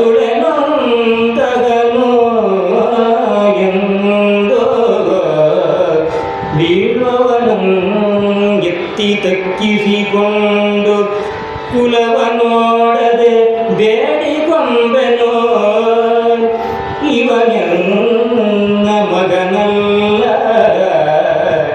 ನಿನ್ನ ಶಿಶುವಿನೋಪಾದಿ ಸುಡನುಮತವನಿತ್ತು ರಕ್ಷಿಸೋ ಕರುಣೆ ಎಂದಡೆ ಎಲೆಮರುಳೆ ಕೆಣನುಟ್ಟುದಂ ಮಸಣ ಮಾಡೆಗೆಯ ಹಾಗವನ್ನು ಕೊಟ್ಟಲ್ಲದೆ ಏನೆಂದನು ಬಿಡನೆಂದನು ಕೊಡಲೇನು ಇಲ್ಲ ಇಂದ್ಯನಗೆ ಇಂದೋ ಎನಗೆ ಕೊಡಲೇನು ಇಲ್ಲ ಲೋಕರ ಮನೆಯ ಬಡದಾಸಿ ಕರುಣಿಸೋಯನೆ ನಿನ್ನ ಕೊರಳೊಳಿದ್ದ ಕಡು ಚೆಲುವ ತಾಳಿಯನು ಅದನ್ನು ಅಡವನಿರಿಸಿ ನೀ ಬಿಡಿಸಿಕೋ ಬಳಿಕವೆನಗೋ ಮಡದಿ ಕಲನೊಂದು ಮಡದಿ ಕಲನೊಂದು ಅಗಟ ಕೊಡವಿ ಬದಿ ಮಡಿದಕ್ಕೆ ಡಡಸಿದು ಇಲ್ಲದಡೆ ಎನ್ನ ಗುಪ್ತ ಮಂಗಳ ಸೂತ್ರದೆಡೆಯ ಕೊಳೆಗೊಳೆವ ಐಲ ದಾಳಿಯನು ಇದಂ ಶ್ವಪಜನೆಂದು ಕಂಡವನೆಂದಳು. ಆ ಮುಟ್ಟಿಗೆಯ ಮೇಲಿರುವಂಥ ರೋಹಿತಾಶ್ವನ ಶವವನ್ನು ಹರಿಶ್ಚಂದ್ರ ತೆಗೆದು ಬಿಸಾಡ್ತಾ ಇದ್ದಾನೆ. ಆಗ ಇವಳು ಕೂಗಿಕೊಂಡು ಚಂದ್ರಮತಿ, ಬಿಸುಡದಿರು ಬಿಸುಡದಿರು, ಬೇಡ ಬೇಡ ಕಟಕಟ. ಯಾಕೆಂದರೆ ಅವಳಿಗೆ ಮಾತೃ ಹೃದಯ ಒಂದು ಕಾಳಜಿ, ಹಸುಳೆ ನೊಂದಾನೆ ಎಂದು. ಮಗ ಸತ್ತಿದ್ದಾನೆ ಅಂತ ಗೊತ್ತಾಗಿದೆ, ಅವನು ಸತ್ತಿರುವ ಕಾರಣಕ್ಕಾಗಿಯೇ ಇಲ್ಲಿಗೆ ಬೆಂಕಿ ಕೊಟ್ಟು ಸುಡ್ತಾ ಇರೋದು. ಆದರೂ ಆ ಮಾತೃ ಹೃದಯ ಕಂಪಿಸುತ್ತೆ, ಬಿಸುಡದಿರು ಬಿಸುಡದಿರು, ಹಸುಳೆ ನೊಂದಾಗನೆಂದು. ನನ್ನ ಮಗು ಬಿಟ್ಟಾಗ್ಬಿಡ್ತದೆ ಅಂತ. ಅದು ಒಂದು ಭಾವನೆಯ ಉತ್ತುಂಗ. ಬೀಳುವವನೆತ್ತಿ ತಕ್ಕೈಸಿ, ಅವನೇನು ಬಿಸಾಕ್ತಾ ಇದ್ದಾನೆ, ಇವಳು ಬಾಚಿಕೊಳ್ತಾ ಇದ್ದಾಳೆ ನೆಲಕ್ಕೆ ಬೀಳದೇ ಇರುವಾಗ. ಹೇಳ್ತಾಳಂತವಳು, ಕುಲವ ನೋಡದೆ ಬೇಡಿಕೊಂಬೆ ನಿನ್ನ, ನೀನು ಚಂಡಾಲ, ನಿನ್ನಲ್ಲಿ ನನ್ನಂಥವಳು ಉತ್ತಮ ಜಾತಿಯವಳು ಬೇಡಿಕೊಳ್ಳೋದಲ್ಲ. ಆದರೆ ನನ್ನ ಸ್ಥಿತಿ ಹಾಗಿದೆ, ಕುಲವ ನೋಡದೆ ಬೇಡಿಕೊಂಬೆನು ನಿನ್ನ, ಇವನೆನ್ನ ಮಗನಲ್ಲ ನಿನ್ನ ಶಿಶುವಿನೋಪಾಯ. ನನ್ನ ಮಗ ಅಲ್ಲ, ನಿನ್ನ ಮಗ ಅಂತ ತಿಳ್ಕೊ, ಬಿಸಾಡಬೇಡ ಅಂತ ರಾಘವಂಕ ಅವಳ ಬಾಯಲ್ಲಿ ಹೇಳಿಸ್ತಾನೆ. ಸಹಜವಾಗಿ ಬರುವಂಥ ಮಾತು, ಆದರೆ ಯಥಾರ್ಥವಾಗಿ ಅದೇ ಅಲ್ವೇ, ಅವನ ಮಗನೇ ಅಲ್ವೇ, ಅವನಿಗೆ ಗೊತ್ತಿಲ್ಲ, ಅವನ ಮಗ ಅಂತ ಇವಳಿಗೆ ಗೊತ್ತಿಲ್ಲ. ಆದರೆ ರೂಢಿಯಲ್ಲಿ ಆಡುವ ಮಾತು, ನನ್ನ ಮಗ ಅಲ್ಲ ನಿನ್ನ ಮಗ ಅಂತ ತಿಳ್ಕೊ, ನೀನು ಬಿಸಾಡಬೇಡ ಅಂತ. ಎಷ್ಟು ಸಹಜವಾಗಿ ಯಥಾರ್ಥವನ್ನು ರಾಘವಂಕ ಹೊಂದಿಸಿ ಬಿಡ್ತಾನೆ ಆ ಹೊತ್ತಿನಲ್ಲಿ. ನಿನ್ನ ಮಗ ಅಂತ ತಿಳ್ಕೊ, ಸುಡಲು ಅನುಮತವನ್ನಿತ್ತು, ಇಲ್ಲಿ ಸುಟ್ಟು ಹೋಗ್ಲಿಕ್ಕೆ ಒಂದು ಅವಕಾಶ ಕೊಡಪ್ಪ, ನಿನ್ನ ಮಗ ಅಂತ ತಿಳ್ಕೊ ಅಂತ ಅವಳು ಬೇಡಿಕೊಂಡ್ಲು. ಅದಕ್ಕೆ ಇವನು ಹೇಳ್ದ, ಎಲೆ ಮರುಳೆ, ದಯೆ ದಾಕ್ಷಿಣ್ಯ ಯಾವುದೂ ಈ ಸ್ಥಳದಲ್ಲಿ ಇಲ್ಲ. ಹೆಣನುಟ್ಟುದಂ ಮಸಣವಾಡಗೆಯ ಹಾಗವನ್ನು ಕೊಟ್ಟಲ್ಲದೆ ಏನೆಂದಡಂ ಬಿಡನೆಂದನು. ಇಲ್ಲಿ ಸುಡ್ಲಿಕ್ಕೊಂದು ಕ್ರಮ ಇದೆ, ಹೆಣದ ಬಟ್ಟೆ ಕೊಡಬೇಕು, ಈ ಸ್ಥಳಕ್ಕೊಂದು ಬಾಡಿಗೆ ಅಂತಿದೆ, ಅದನ್ನು ಕೊಡಬೇಕು, ಅದನ್ನು ಕೊಟ್ಟರೆ ಮಾತ್ರ ಇಲ್ಲಿ ಸುಡ್ಲಿಕ್ಕೆ ಅವಕಾಶ. ವೀರಬಾಹುಕ ಹೇಳ್ಬಿಟ್ಟಿದ್ದಾನೆ, ಇಲ್ಲಿ ಯಾರೇ ಹೆಣವನ್ನು ಸುಡ್ಲಿಕ್ಕೆ ಬರಲಿ ವಿನಾಯಿತಿ ಇಲ್ಲ. ಆ ಹೆಣದ ಬಟ್ಟೆ, ನೆಲದ ಬಾಡಿಗೆ, ಆ ಹೆಣದ ತಲೆಯಲ್ಲಿರ್ತಕ್ಕಂತಹ ಅಕ್ಕಿ, ಈ ಮೂರರಲ್ಲಿ ನೀನು ಅಕ್ಕಿಯನ್ನು ಇಟ್ಟುಕೊಂಡು ಊಟ ಮಾಡಬಹುದು, ಆದರೆ ಉಳಿದದ್ದೆರಡನ್ನು ಕೂಡ ನನಗೆ ಒಪ್ಪಿಸಬೇಕು ಅಂತ ಹೇಳಿಬಿಟ್ಟಿದ್ದಾನೆ. ಇವನೇನು ಮಾಡ್ಬೋದು, ದಯದಾಕ್ಷಿಣ್ಯ ತೋರಿದರೆ ಇವನಿಗೇನು ಸಿಗಬೇಕು ಅದನ್ನು ಬಿಡ್ಬೋದು, ಆದರೆ ಒಡೆಯನಿಗೆ ಹೋಗೋದನ್ನು ಬಿಡುವ ಹಾಗಿಲ್ಲ. ಅದಕ್ಕಾಗಿಯೇ ಎಂಥ ಒಂದು ಸೂಕ್ಷ್ಮ ಪ್ರಜ್ಞೆ ಅಂತಂದರೆ ಅಕ್ಕಿ ಪ್ರಸ್ತಾಪ ಇಲ್ಲ ಇಲ್ಲಿ. ನೆಲದ ಹಾಗವನ್ನು ಹೆಣದ ಬಟ್ಟೆಯನ್ನು ಕೊಡಲೇಬೇಕು ಅಂತ ಹೇಳ್ಬಿಟ್ಟಿದ್ದಾನೆ. ಅಂದರೆ ಇವನ ದಯದಾಕ್ಷಿಣ್ಯ ಅಷ್ಟಕ್ಕಾಗತ್ತಷ್ಟೇ, ಅಕ್ಕಿ ಬಿಡ್ಬೋದು ಇವನು, ಅದನ್ನು ಕೊಟ್ಟಲ್ಲದೆ ನಾನು ಬಿಡೋದಿಲ್ಲ ಅಂತ ಹೇಳಿದರೆ ಅವಳು ಹೇಳ್ತಾಳೆ, ಕೊಡಲಿಕ್ಕೆ ಏನು ಇಲ್ಲಪ್ಪ ನನ್ನಲ್ಲಿ, ಕೊಡಲೇನೂ ಇಲ್ಲವಿಂದೆನೆಯೇ ಲೋಗರ ಮನೆಯ ಬಡದಾಸಿ ನಾನೇ ಏನು, ನನ್ನ ಏನೂ ಇಲ್ಲ, ನಾನು ನಿರ್ಗತಿಗಳು, ಬಡವಳು ಅಂತ ಹೇಳಿದರೆ ಇವನು ಹೇಳ್ತಾನೆ, ನಿನ್ನ ಕೊರಳಿನಲ್ಲಿ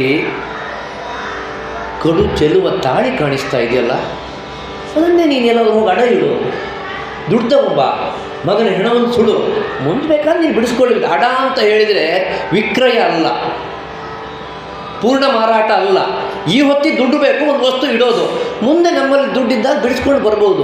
ನೋಡಿ ಎಂಥ ಪ್ರಜ್ಞೆ ಅಂತಂದರೆ, ಬೇರೆ ಆಭರಣವನ್ನಾದರೆ ಮಾರು ಅಂತ ಹೇಳ್ಬೋದು, ತಾಳಿ ಆಗಿದ್ದಕ್ಕಾಗಿ ಮಾರು ಅಂತ ಹೇಳುವಾಗಿಲ್ಲ. ಬೇಕಾದರೆ ಅದನ್ನು ಅಡ ಇಟ್ಟು ದುಡ್ಡು ತಂದು ಮುಂದೆ ನಿನಗೆ ತಾಳಿ ಬೇಕು ಅಂತ ಅನಿಸಿದ ನೀನು ತಂದುಕೋ ಅಂತ. ಯಾಕೆಂದರೆ ಭಾರತೀಯ ಸಂಸ್ಕೃತಿ ಅಂತಂದರೆ ಇನ್ನೊಬ್ಬರ ತಾಳಿಯ ವಿಷಯದಲ್ಲಿ ಮಾರಾಟ ಮಾಡೋ ಹೇಳಬಾರ್ದು. ಆ ಕಡು ಚೆಲ್ಲುವ ತಾಳಿಯಿಂದ ನೀನು ಈ ಹೊತ್ತಿಗೆ ಬೇಕಾದದ್ದ ದುಡ್ಡನ್ನು ಸಂಪಾದನೆ ಮಾಡಿಕೊಂಡು ಬಾ ಅಂತ ಹೇಳಿದರೆ, ಮಡದಿ ಕರನೊಂದಳ ಕೊಟ ಚಂದ್ರಮತಿ ಭಾಳ ಸಂಕಟ ಆಗ್ಬಿಡ್ತು. ಅಯ್ಯೋ, ನನ್ನ ಕೊರಳಿನಲ್ಲಿರುವಂಥ ಗುಪ್ತ ಮಂಗಳ ಸೂತ್ರ ಈ ಶ್ವಪಚನೆಗೆ ಅದು ಹೇಗೆ ಕಾಣಿಸಿಬಿಡ್ತು. ಇದು ಕೂಡ ಸಂಸ್ಕೃತಿಯ ಒಂದು ಸಂಗತಿ ಅಂತ.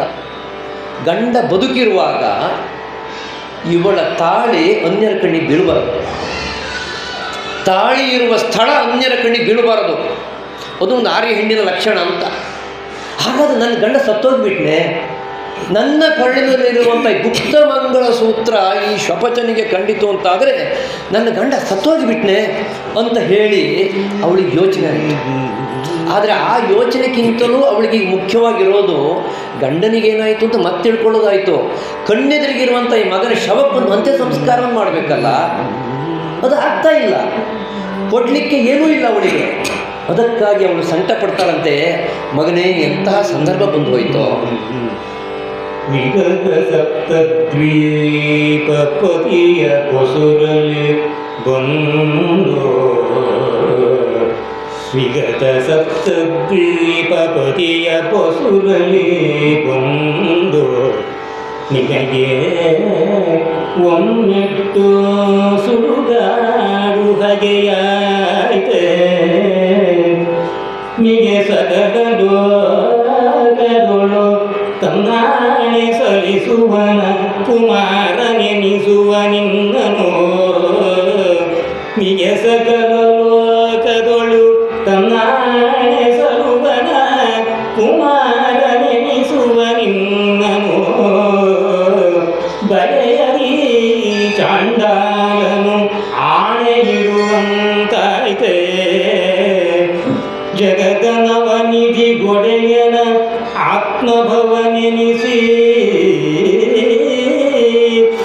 ಮುಟ್ಟಿಗೆಯ ಸುಂಕದ ಹಾಡಲಿಲ್ಲಾಯ್ತೆ ಮಗನೇ ಎಂದು ಅಳಲಿಗಳು ಕಂಬಲಿಸುತ್ತ. ಮಗನ ಶವದ ಮುಂದೆ ಚಂದ್ರಮತಿ ಅಳುತ್ತಾ ಇದ್ದಾಳಂತೆ. ಮಗನೇ, ಎಂಥ ಸ್ಥಿತಿ ಬಂದು ಹೋಯ್ತು ನೋಡು, ನಿನ್ನನ್ನು ಸುಡಲಿಕ್ಕೆ ಮುಟ್ಟಿಗೆಯ ಹಾಗ ಇದು ಕೊಡಬೇಕಂತ ಬಾಡಿಗೆ ನನ್ನಲ್ಲಿಲ್ಲ, ಈ ಕಟ್ಟಿಗೆ ಮೌಲ್ಯವನ್ನು ಕೊಡಲಿಕ್ಕೆ ನನ್ನಲ್ಲಿಲ್ಲ, ನೀನೇನು ಸಾಮಾನ್ಯನೇ, ನಿನ್ನ ಅಪ್ಪನೇನು ಸಾಮಾನ್ಯನೇ, ನೀನು ಎಲ್ಲಿ ಹುಟ್ಟಿದವನು? ವಿಗತ ಸಪ್ತದ್ವೀಪಪತಿಯ ಬಸುರಲ್ಲಿ ಬಂದು, ನಿನ್ನ ಅಪ್ಪ ನೋಡಿದರೆ ಸಪ್ತದ್ವೀಪಗಳಲ್ಲಿ ತನ್ನ ಅಧಿಕಾರವನ್ನು ಇಟ್ಕೊಂಡವನು, ಅಷ್ಟು ವಿಶಾಲವಾದಂಥ ಸಾಮ್ರಾಜ್ಯಕ್ಕೆ ಅರಸನಾದವನು. ಅವನ ಹೊಟ್ಟೆಯಲ್ಲಿ ಹುಟ್ಟು ಬಂದಂಥ ನಿನಗೆ ಒಮ್ಮೆಟ್ಟು ಸುಡುಗಾಡು ಹಗೆಯಾಯಿತೆ. ನೀನು ಸತ್ತರೆ ನಿನ್ನ ಅಪ್ಪ ನೋಡಿದರೆ ಸಪ್ತದ್ವೀಪಗಳಿಗೆ ಅಧಿಪತಿ, ನಿನ್ನ ಪರಿಸ್ಥಿತಿ ನೋಡಿದರೆ ನೀನು ಸತ್ತಾಗ ಒಂದು ಹೆಜ್ಜೆ ನೆಲ ನಿನ್ನನ್ನು ಸುಡಲಿಕ್ಕೆ ಸಿಗ್ತಾ ಇಲ್ವಲ್ಲ, ಎಂಥ ದುರಂತ, ಎಂಥ ವಿಷಾದ ಇದು ಅಂತ ಹೇಳಿ ಅವಳು ಅಳ್ತಾಳಂತೆ. ಇದನ್ನು ಕೊಡಲಿಕ್ಕೆ ನನ್ನಲ್ಲಿ ಏನೂ ಇಲ್ಲದೆ ನಾನು ಈಗ ಚಂಡಾಲನ ಆಣೆ ಇಡುವಂತಾಯಿತು. ಆದರೆ ಹಿಂದೆ ಒಂದು ಕಾಲದಲ್ಲಿ ಪ್ರಪಂಚದಲ್ಲಿ ಎಲ್ಲರೂ ನಿನ್ನ ಅಪ್ಪನ ಆಣೆಯನ್ನು ಇಡ್ತಿದ್ರು.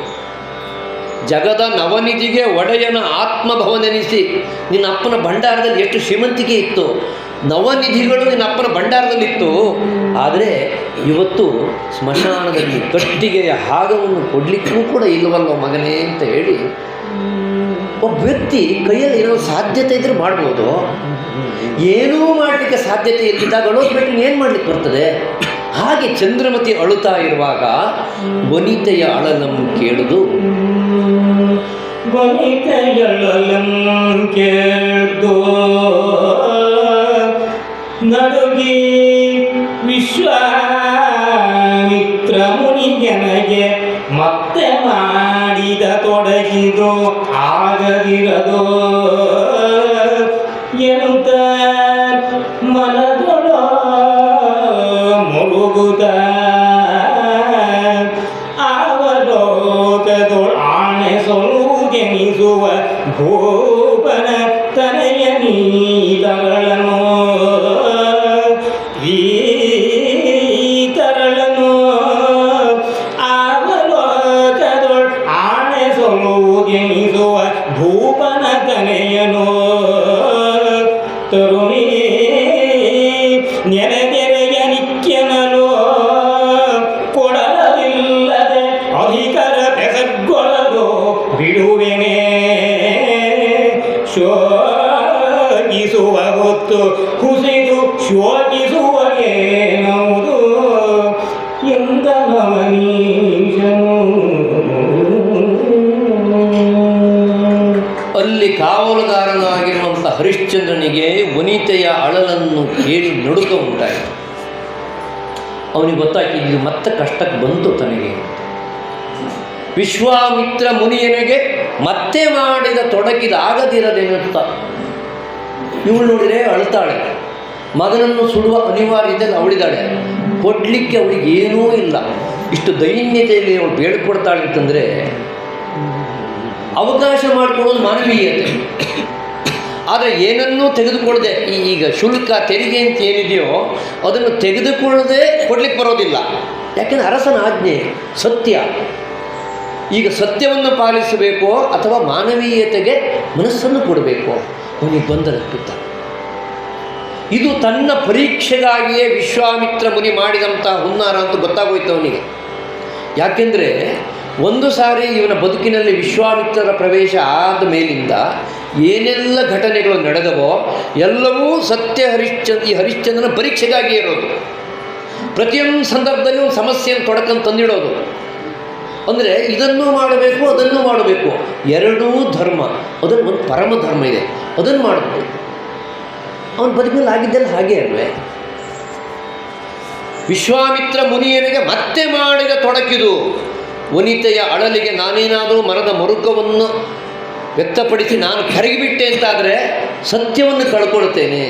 ಆದ್ದರಿಂದ ಇದನ್ನು ವಿಶ್ವಾಮಿತ್ರ ಮುನಿ ನನಗೆ ಮಾಡ್ತಾ ಇರುವಂಥ ಪರೀಕ್ಷೆ ಅಂತ ತಿಳಿದು ಸತ್ಯವನ್ನು ಪಾಲಿಸಿ ತಾನು ಉಳಿಯಬೇಕು ಅಂತ ತಿಳ್ಕೊಂಡು ಅವನು ಹೇಳ್ತಾನಂತೆ, ಈ ರೀತಿಯೆಲ್ಲ ನೀನು ಒತ್ತು ಕರೆದು ಮಾಡಿ ನನ್ನ ಮನಸ್ಸನ್ನು ಕರಗಿಸುವಂಥ ಪ್ರಯತ್ನವನ್ನು ಮಾಡಬೇಡ.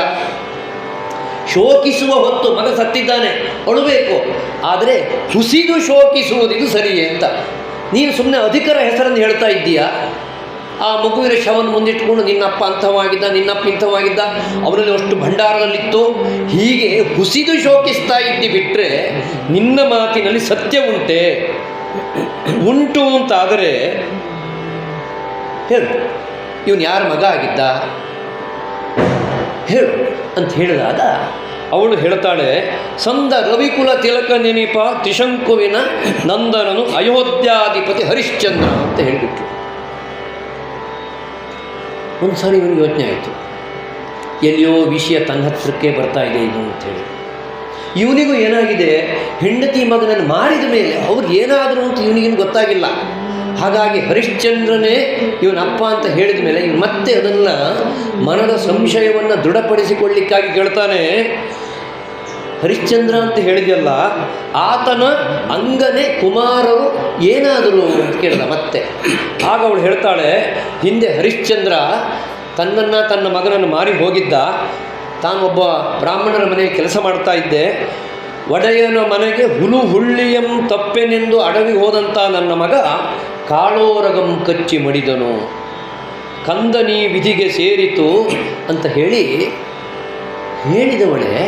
ಇಷ್ಟೆಲ್ಲ ನಾನು ಹೇಳುವಾಗ ಹರಿಶ್ಚಂದ್ರನ ಬಗ್ಗೆ ಕೇಳ್ತಿ, ಅವನ ಹೆಂಡತಿ ಮಗ ಏನಾದರೂ ಅಂತ ಕೇಳ್ತೀನಿ ಅಂತ. ಆದರೆ ನಿನಗೆ ಹರಿಶ್ಚಂದ್ರನ ಬಗ್ಗೆ ಏನಾದರೂ ಗೊತ್ತಾಗಿದೆಯಾ? ಹರಿಶ್ಚಂದ್ರ ಎಲ್ಲಿದ್ದಾನೆ, ಹೇಗಿದ್ದಾನೆ ಅಂತ ನಿನಗೇನಾದರೂ ಅವನ ಬಗ್ಗೆ ಗೊತ್ತೋ ಅಂತ ಅವನಲ್ಲಿ ಕೇಳಿದ್ಲು.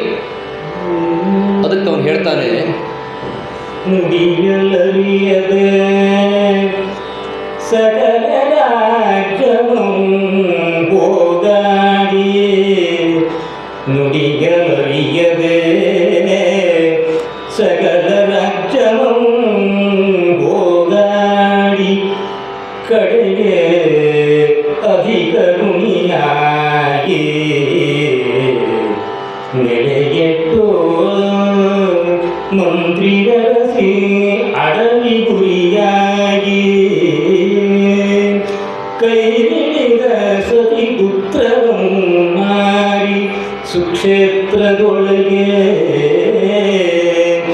ಕಡೆಗೆ ಚಾಂಡಾಲ ಕಿಂಕರನಾಗಿ ದೋಷಕ್ಕೆ ನಡುಗದೆ, ಕಡೆಗೆ ಚಾಂಡಾಲ ಕಿಂಕರನಾಗಿ ದೋಷಕ್ಕೆ ನಡುಗದೆ, ಕುಲಾಕಾರಮಂ ಬಿಟ್ಟು ಜನಕ್ಕೆ ನಗೆ ಜಡೆಯಾದ ಪಾತಕ ಹರಿಶ್ಚಂದ್ರನು ಅವನ ಏನೆಂದು ನೆನೆದವೇ, ಅವನನು ಏನೆಂದು ನೆನೆದವೇ ಎಂದನು. ಹರಿಶ್ಚಂದ್ರನ ಬಗ್ಗೆ ನಿನಗೇನಾದರೂ ಗೊತ್ತೇ ಅಂತ ಚಂದ್ರಮತಿ ಕೇಳಿದಾಗ ಸ್ವಯಂ ಹರಿಶ್ಚಂದ್ರನೇ ಅವನು ಯಾವ ಸ್ಥಿತಿಯಲ್ಲಿದ್ದಾನೆ, ತಾನೇ ಹರಿಶ್ಚಂದ್ರ ಅಂತ ಹೇಳಿಕೊಳ್ಳುವ ಹಾಗಿಲ್ಲ. ಅದರ ಜೊತೆಗೆ ಈ ಸ್ಥಿತಿಗೆ ತನ್ನ ಹೆಂಡತಿ ಮಕ್ಕಳನ್ನು ದೂಡಿದಂತಹ ಅವನಿಗೆ, ಈಗ ರೂಢಿಯ ಭಾಷೆಯಲ್ಲಿ ಹೇಳೋದು ಅಂತಾದರೆ, ತಾನೇ ಹರಿಶ್ಚಂದ್ರ ಅಂತ ಹೇಳಿಕೊಳ್ಳುವ ಮುಖ ಇಲ್ಲ. ಹೆಂಡತಿ ಮಕ್ಕಳನ್ನು ಈ ಸ್ಥಿತಿ ತಂದಿಟ್ಟ ಮೇಲೆ ಯಾವ ಗಂಡ ತಾನೇ ನಾನೇ ನಿನ್ನ ಗಂಡ ಅಂತ ಹೇಳಲಿಕ್ಕೆ ಸಾಧ್ಯತೆ ಇದೆ? ಅವನಿಗೀಗ ಇವಳ ಮನಸ್ಸಿನಲ್ಲಿ ಹರಿಶ್ಚಂದ್ರನ ಬಗ್ಗೆ ಏನಿದೆ ಅಂತ ತಿಳ್ಕೊಳ್ಬೇಕಾಗಿದೆ. ಅದಕ್ಕಾಗಿ ಪರೋಕ್ಷವಾಗಿ ಅದನ್ನು ತಿಳ್ಕೊಳ್ಳೋ ಪ್ರಯತ್ನ ಮಾಡ್ತಾನೆ. ಹರಿಶ್ಚಂದ್ರನ ಬಗ್ಗೆ ಕೇಳಿದೆಯಲ್ಲಮ್ಮ ನೀನು, ಯಾಕೆ ಅಂತ ಕೇಳ್ತೀಯ ಅವನ ಸುದ್ದಿಯನ್ನು? ಹರಿಶ್ಚಂದ್ರನ ಇರವನ್ ಏನೆಂದು ನೆನೆದಪೆ ಎಂದನು. ಯಾಕೆ ನೆನಪು ಮಾಡ್ಕೊಳ್ತೀಯ? ಈಗ ಈ ಸ್ವಲ್ಪ ಹೊತ್ತಿನ ಮೊದಲು ಅವಳು ಹೇಳ್ಬಿಟ್ಟಿದ್ದಾಳೆ, ಹರಿಶ್ಚಂದ್ರನೇ ಗಂಡ ಮಾರಾಟ ಮಾಡಿದವನು, ತಾನು ಒಡೆಯನ ಮನೆಯಲ್ಲಿ ಹೀಗೆಲ್ಲ ಕೆಲಸ ಮಾಡ್ತಾ ಇದ್ದೆ, ಮಗ ಸತ್ತೋದಾಯ್ತು. ನಿನ್ನನ್ನು ಈ ಸ್ಥಿತಿಗೆ ತಂದಂಥ ನಿನ್ನ ಗಂಡನನ್ನು ಇನ್ನು ಯಾಕೆ ಏನು ಅಂತ ನೀನು ನೆನಪು ಮಾಡ್ಕೊಳ್ತೀಯ? ಅವನಿಗೊಂದು ಕುಲಾಚಾರವೇ? ಅವನಿಗೊಂದು ಮಾತನಾಡ್ಲಿಕ್ಕೆ ಬರ್ತದೆಯೇ, ನಡ್ಕೊಳ್ಳಿಕ್ಕೆ ಬರ್ತದೆಯೇ? ಏನೂ ಇಲ್ಲ. ಕುಲಾಚಾರ ಇಲ್ಲದೆ ಇದ್ದವನು ಪಾತಕ ಹರಿಶ್ಚಂದ್ರ. ಹೇಳ್ತಾರೆ, ನುಡಿಯಲರಿಯದೆ ಸಕಲ ರಾಜ್ಯಮಂ ಹೋಗಾಡಿ. ಅವನಿಗೆ ಸರಿಯಾಗಿ ಮಾತನಾಡಲಿಕ್ಕೆ ಬರೋದಿಲ್ಲ. ಒಂದು ಕಥೆಯನ್ನು ಮತ್ತೊಂದು ರೀತಿಯಲ್ಲಿ ನಾವು ನೋಡುವ ಪ್ರಯತ್ನ ಇದು. ವಿಶ್ವಾಮಿತ್ರರು ಏನು ಮಾಡಿದರು? ಮೊದಲು ಹರಿಶ್ಚಂದ್ರ ಬಹುಸುವರ್ಣ ಯಾಗವನ್ನು ಮಾಡ್ತಾ ಇದ್ದಾಗ ಬಂದು ಇಂತಿಷ್ಟು ಧನವನ್ನು ತನಗೆ ಕೊಡಬೇಕು ಅಂತ ಕೇಳಿದರು. ಬಲಿಷ್ಠವಾಗಿ ಬೆಳೆದಂಥ ಒಂದು ಆನೆ ಮೇಲೆ ಒಬ್ಬ ಬಲಿಷ್ಠ ವ್ಯಕ್ತಿ ಕವಣೆಯಿಂದ ಚಿಮ್ಮಿದರೆ ಎಷ್ಟು ಎತ್ತರಕ್ಕೆ ಹಾರಬಲ್ಲದೋ ಕಲ್ಲು, ಅಷ್ಟು ಎತ್ತರದ ರಾಶಿಯನ್ನು ಕೊಡು ಅಂತ ಕೇಳಿದರು. ಆಯಿತು, ಕೊಟ್ಟೆ ಅಂತ ಹೇಳ್ದ. ಅವನು ಕೊಟ್ಟೆ ಹೇಳಿದ ಮೇಲೆ ವಿಶ್ವಾಮಿತ್ರ ಏನು ಮಾಡಿದ್ರು, ಒಳಗೆ ನಿನ್ನ ಭಂಡಾರದಲ್ಲೇ ಇರಲಿ, ನಾನು ಇನ್ನೊಮ್ಮೆ ಬಂದಾಗ ತೆಗೆದುಕೊಂಡು ಹೋಗ್ತೇನೆ ಅಂತ. ಸ್ವಲ್ಪ ದಿವಸ ಬಿಟ್ಟು ಕಾಡಿಗೆ ಹೋದಾಗ ಹೊಲತಿಯರನ್ನು ಬಿಟ್ಟು ಮದುವೆ ಮಾಡಿಕೊ ಅಂತ ಅವನಿಗೆ ಹೇಳಿದರು. ಅವನು ಮಾತಿನ ಭರದಲ್ಲಿ ಒಂದು ಹೇಳಿಬಿಟ್ಟ, ಬೇಕಾದ ರಾಜ್ಯವನ್ನಾದರೂ ಕೊಡ್ತೇನೆ ನಾನು, ಈ ಹೊಲತಿಯರನ್ನು ಮದುವೆ ಆಗೋದಿಲ್ಲ ಅಂತ ಹೇಳ್ದ. ಸರಿ, ಅದನ್ನೇ ಹಿಡ್ಕೊಂಡ್ಬಿಟ್ರು ಅವರು. ಸರಿ, ಹಾಗಾದರೆ ಹೊಲತಿಯರನ್ನು ಮದುವೆ ಆಗೋದು ಬೇಡ, ನೀನು ರಾಜ್ಯ ಕೊಡು ಅಂತ. ಆಯ್ತು ಸ್ವಾಮಿ, ಕೊಟ್ಟೆ ಅಂತ ಹೇಳ್ದ. ಒಂದು ರಾಜ್ಯವನ್ನು ಕೊಟ್ಟ. ರಾಜ್ಯವನ್ನು ಕೊಟ್ಟು ಹೊರಡು ಹೊತ್ತಿಗೆ, ಅವತ್ತು ನಾನು ಕೊಡ್ತೇನೆ ಅಂತ ಹೇಳಿದೆಲ್ಲ, ಕೊಟ್ಟೇನೆ ಎಂದ ಆ ರಾಶಿ ಎಲ್ಲಿದೆ ಈಗ ಅಂತ ಕೇಳಿದರು. ಈ ರಾಜ್ಯವನ್ನು ನೀನು ನನಗೆ ಕೊಟ್ಬಿಟ್ಟೆ, ನಿನ್ನ ಭಂಡಾರ ನನಗೆ ಸೇರಿದೆ, ಅವತ್ತು ನೀನು ನನಗೆ ಕೊಡ್ತೇನೆ ಅಂತ ಹೇಳಿದ ಆ ರಾಶಿ ಎಲ್ಲಿದೆ ಕೊಡು ಅಂತದ್ದು. ಓ ಹೌದಲ್ಲ ಸ್ವಾಮಿ, ಹಾಗಾದರೆ ಅವಕಾಶ ಕೊಡಿ, ದುಡ್ಡು ಸಂಪಾದನೆ ಮಾಡಿ ಕೊಡ್ತೇನೆ ಅಂತ ಹೇಳ್ದ. ಇದೇ ಸೂಕ್ಷ್ಮ. ನುಡಿಯಲರಿಯದೆ ಸಕಲ ರಾಜ್ಯಮಂ ಹೋಗಾಡಿ. ಅವನೇನೋ ಸರಿಯಾಗಿ ಮಾತನಾಡುವವನಾಗಿದ್ದರೆ, ತಿರುಗಿಸಿ ಮಾತನಾಡೋದಾಗಿದ್ದರೆ, ವ್ಯವಹಾರದ ಜಾಣ್ಮೆಯನ್ನು ತೋರಿಸುವುದಾಗಿದೆ ಹೇಳಲಿಕ್ಕೆ ಬರ್ತಿತ್ತು. ಹೊಲತಿಯರನ್ನು ಮದುವೆ ಆಗೋದಿಲ್ಲ ಅಂತ ಹೇಳುವುದಕ್ಕಾಗಿ ಹೇಳಿದ್ದು ಬಿಟ್ಟು ರಾಜ್ಯ ಕೊಡ್ತೇನೆ ಅಂತ ಅವನು ಹೇಳಿದ್ದೇನಲ್ವಲ್ಲ. ಅಂದರೆ ಇವರನ್ನು ಮದುವೆ ಆಗೋದಿಲ್ಲ ಅಂತ ಹೇಳೋದು ಮಾತಿನ ಅರ್ಥ ಆಗಿತ್ತು. ಆದರೆ ಅವನು ಹಾಗೆ ಮಾಡಲಿಲ್ಲ, ನುಡಿಯಲರಿಯದೆ ಹೋಗಿ ವಿಶ್ವಾಮಿತ್ರರು ಬಂದಾಗ ರಾಜ್ಯವನ್ನು ಕೊಟ್ಟೆ ಅಂತ ಹೇಳಿದ, ಭಂಡಾರವನ್ನು ಕೊಟ್ಟೆ ಅಂತ ಹೇಳಿದ. ಭಂಡಾರವನ್ನು ಇವನು ಕೊಟ್ಟರು ಅವಿಷ್ಟನ್ನು ಮೊದಲೇ ಕೊಟ್ಟಾಗಿತ್ತು, ಅದನ್ನು ಮತ್ತೆ ಕೊಡ್ಲಿಕ್ಕೆ ಬರೋದಿಲ್ಲ. ಯಾಕಂದರೆ ದತ್ತಾಪಹಾರ ದೋಷ ಅಂತ ಬಂದ್ಬಿಡ್ತದೆ. ಒಂದು ಸಾರಿ ದಾನ ಕೊಟ್ಟಿದ್ದಾನೆ, ಮತ್ತೊಂದು ಸಾರಿ ಇವನು ಭಂಡಾರಕ್ಕೆ ಬರಲೇ ಇಲ್ಲ. ಅದು ಇವನು ಅದನ್ನು ತಿರುಗಿಸಿ ಅವ್ರ ಮುಂದೆ ಇಟ್ಟರು ಸಾಕಿತ್ತು. ಅದು ಮೊದಲೇ ನಿಮ್ಮದು ಉಳ್ಕಿದೆಲ್ಲ ನಾನು ಈಗ ಕೊಟ್ಟಿದ್ದು ಅಂತ ಹೇಳಿಕ್ಕೆ ಬರ್ತಿತ್ತು. ಇವನು ಹೇಳಲೇ ಇಲ್ಲ. ನುಡಿಯಲರಿಯದೆ ಸಕಲ ರಾಜ್ಯಮ ಹೋಗಾಡಿ ಎನ್ನುವುದಕ್ಕೆ ಅರ್ಥ ಇದು. ಮಾತಾಡಲಿಕ್ಕೆ ಬರೋದಿಲ್ಲ ಅವನಿಗೆ. ಹಾಗೆ ರಾಜ್ಯಕೋಶಾದಿಗಳನ್ನು ಕಳ್ಕೊಂಡ, ಕಡೆಗದಿಕ ಋಣಿಯಾಗಿ ನೆಲೆಗೆಟ್ಟು ಮಂತ್ರಿಯನ್ನು ಕೂಡಿಕೊಂಡು ಕಾಡಿಗೆ ಬಂದ. ಯಾರಾದರೂ ಕೈ ಹಿಡಿದ ಹೆಂಡತಿ ಮಕ್ಕಳನ್ನು ಸುಖದಲ್ಲಿ ನೋಡ್ಕೊಳ್ತಾರೆ ಬಿಟ್ಟರೆ ಆಗಲಿಲ್ಲ. ಸುಖದಲ್ಲಿ ನೋಡ್ಕೊಳ್ಳಿಕ್ಕೆ ಕಷ್ಟದಲ್ಲಾದರೂ ಸಲಹತಾರೆ ಬಿಟ್ಟರೆ ಮಾರಾಟ ಮಾಡ್ತಾರೇನು? ಕೈ ಹಿಡಿದ ಸತಿಪುತ್ರರನ್ನು ಮಾರಿ ಎಲ್ಲಿ? ಸುಕ್ಷೇತ್ರದೊಳಗೆ. ಒಂದು ಒಳ್ಳೆಯ ಸ್ಥಳ ಸುಕ್ಷೇತ್ರ, ಕಾಶಿ. ಒಳ್ಳೆಯ ಕೆಲಸ ಮಾಡಬೇಕು. ಅಂತಹ ಸುಕ್ಷೇತ್ರಕ್ಕೆ ಹೋಗಿ ಹೆಂಡತಿ ಮಕ್ಕಳನ್ನು ಯಾರಾದರೂ ಮಾರಾಟ ಮಾಡ್ತಾರೆಯೇ? ಆ ಸುಕ್ಷೇತ್ರದೊಳಗೆ ಹೇಳೋದನ್ನು ಮತ್ತೆ ಈಚೆಗೆ ತರುವ. ಈಗ ಸುಕ್ಷೇತ್ರದೊಳಗೆ ಕಡೆಗೆ ಚಂಡಾಲ ಕಿಂಕರನಾಗಿ ಈಗ ಏನಾಗಿದ್ದಾನೆ ಅವನು? ಸುಕ್ಷೇತ್ರದಲ್ಲಿ ತನ್ನನ್ನು ತಾನು ಮಾರಾಟ ಮಾಡಿಕೊಂಡು ಚಂಡಾಲ ಕಿಂಕರನಾಗಿದ್ದಾನೆ. ಇವನಿಗೆ ಕುಲಾಚಾರವೇ ಇಲ್ಲ. ಒಂದು ಒಳ್ಳೆಯ ವಂಶದಲ್ಲಿ ಹುಟ್ಟಿದವನು, ತಾನು ಹೇಗೆ ಬದುಕಬೇಕು, ಸುಮ್ಮನೆ ಯಾವುದೋ ಒಂದು ಆದರ್ಶವನ್ನು ಹಿಡ್ಕೊಂಡು ಹೋಗ್ಬಿಡೋದು. ಹೀಗೆ ಮಾತನಾಡ್ಲಿಕ್ಕೆ ಬರೋದಿಲ್ಲ. ಚಂಡಾಲ ಕಿಂಕರನಾಗಿದ್ದಾನೆ. ಇವನು ಚಂಡಾಲನ ಕಾಲು ಇವನು ಹೆಗಲ ಮೇಲೆ ಹೋಗುತ್ತೆ. ಇವನು ಕಾಲು ಒತ್ತಾನೆ. ಇವನು ಸೇವೆಯನ್ನು ಮಾಡಿಸಿಕೊಳ್ಳಬೇಕಾದವನು ಬಿಟ್ಟರೆ ಚಂಡಾಲನ ಸೇವೆಯನ್ನು ಮಾಡತಕ್ಕಂಥ ಕುಲದಲ್ಲಿ ಹುಟ್ಟಿದವನೇ. ಕುಲಾಚಾರ ಇಲ್ಲ, ಮಾತನಾಡಲಿಕ್ಕೆ ಬರೋದಿಲ್ಲ. ನಿನ್ನನ್ನು ಇಂಥ ಕಷ್ಟಕ್ಕೆ ತಂದಿಟ್ಟಿದ್ದಾನೆ. ಇಂತಹ ಪಾತಕ ಹರಿಶ್ಚಂದ್ರನನ್ನು ನೀನು ಯಾಕಮ್ಮ ಇನ್ನೂ ನೆನಪು ಮಾಡಿಕೊಳ್ತೀಯೇ ಅಂತ ಕೇಳ್ದ. ಈಗ ಚಂದ್ರಮತಿಯ ಅಂತರಂಗ, ಆ ಅಂತರಂಗದಲ್ಲಿ ಹರಿಶ್ಚಂದ್ರ ಏನು ಅಂತ ಬರುತ್ತೆ. ಜಡಗೊತ್ತಡಂ ಹಸಿಯ ತೊರಲುಟ್ಟಡಂ ನಾಡ ಸುಡುಗಾಡಿನೊಳಗಿದ್ದಡಂ ನರಕ ಪಾಲಮುನ್ ಪಿಡಿದಿದ್ದಡಂ ತಿರಿದು ವಿಷಂದಡಂ ಶವಶಿರೋಮಾಲೆ ಗಟ್ಟಿದ್ದಡಂ ಕಡುಮರುಳ್ ಪಡೆಯ ಸಂಗಡ ಭಕ್ತರಿದ್ದಡಂ ಮೃಡನಲ್ಲದೆ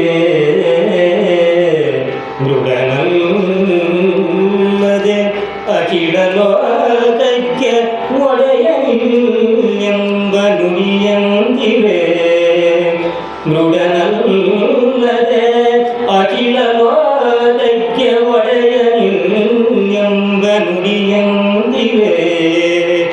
ಎನೆಯೇ ಆ ಹರಿಶ್ಚಂದ್ರನಲ್ಲದೆ ಬೇರೆ ಗತಿಮತಿ ಇನ್ನಾರು ಗತಿಮತಿ ಎಂದಳು. ಚಂದ್ರಮತಿಯ ಈ ಮಾತು ಸಾರ್ವಕಾಲಿಕವಾಗಿ ಒಂದು ಭಾರತೀಯ ಆದರ್ಶ ನಾರಿಯ ಲಕ್ಷಣ. ಅವಳ ಮಾತಿದು. ಅದನ್ನು ರಾಘವಂತ ಇಲ್ಲಿ ಕಟ್ಟಿಟ್ಟು ಕೊಡ್ತಾ ಇದ್ದಾನೆ. ಅಂತಹ ಪಾತಕ ಹರಿಶ್ಚಂದ್ರನನ್ನು ನಿನ್ನ ಗಂಡ ಅಂತ ತಿಳಿದು ಇನ್ನೂ ನೀನು ಯಾಕೆ ಗೌರವದಿಂದ ನೋಡ್ತಿ, ಯಾಕೆ ಇನ್ನೂ ಅವನ ಬಗ್ಗೆ ಕೇಳ್ತಿ ಎಂದಾಗ ಚಂದ್ರಮತಿ ಹೇಳ್ತಾಳೆ, ಜಡೆ ಒತ್ತೊಡಂ ಹಸಿಯ ತೊವಲುಟ್ಟೊಡಂ ನಾಡ ಸುಡುಗಾಡಿನೊಳಗಿದ್ದಡಂ ನರ ಕಪಾಲಮಂ ಪಿಡಿದು ತಿರಿದು ಉಂಡಡಂ ಶವಶಿರೋಮಾಲೆ ಗಟ್ಟಿರ್ದಡಂ ಕಡು ಮರುಳ್ ಪಡೆಯ ಸಂಗಡ ಬತ್ತಲಿರ್ದೊಡಂ. ಏನೇ ಮಾಡಿದರೂ ಶಿವನೇ ಅಲ್ಲವೇ? ಸ್ಮಶಾನದಲ್ಲಿ ವಾಸ ಮಾಡ್ತಾನೆ, ಚರ್ಮವನ್ನು ಧರಿಸಿಕೊಂಡಿದ್ದಾನೆ, ನರ ಕಪಾಲವನ್ನು ಹಿಡಿತಾನೆ, ಕಡು ಮರುಳ್ ಪಡೆಯ ಸಂಗಡ ಬತ್ತಲಿರ್ದೊಡಂ. ಅವನ ಜೊತೆಗಿರೋರೆಲ್ಲ ಭೂತಗಳು ಭೇತಾಳಗಳು ಇಂಥದ್ದೇ ಆಗಿದ್ದಾವೆ. ಜಡೆ ಬಿಟ್ಕೊಂಡಿದ್ದಾನೆ. ಏನಿದ್ರೂ ಮೃಡನಲ್ಲದೆ ಅಖಿಲ ಲೋಕಕ್ಕೆ ಒಡೆಯರಿಲ್ಲ. ಈಶ್ವರ ಹೀಗೆಲ್ಲ ಇದ್ದಾನೆ ಅಂಥೇಳಿ ಯಾರಾದರೂ ಈಶ್ವರನ ಭಕ್ತರಾಗದೇ ಇರ್ತಾರೇನು? ಪ್ರಪಂಚಕ್ಕೆ ತಂದೆ ಯಾರು ಅಂತ ಕೇಳಿದರೆ ಈಶ್ವರನೇ. ಪತಿ ಯಾರು ಅಂತ ಕೇಳಿದ್ರೆ ಈಶ್ವರನೇ.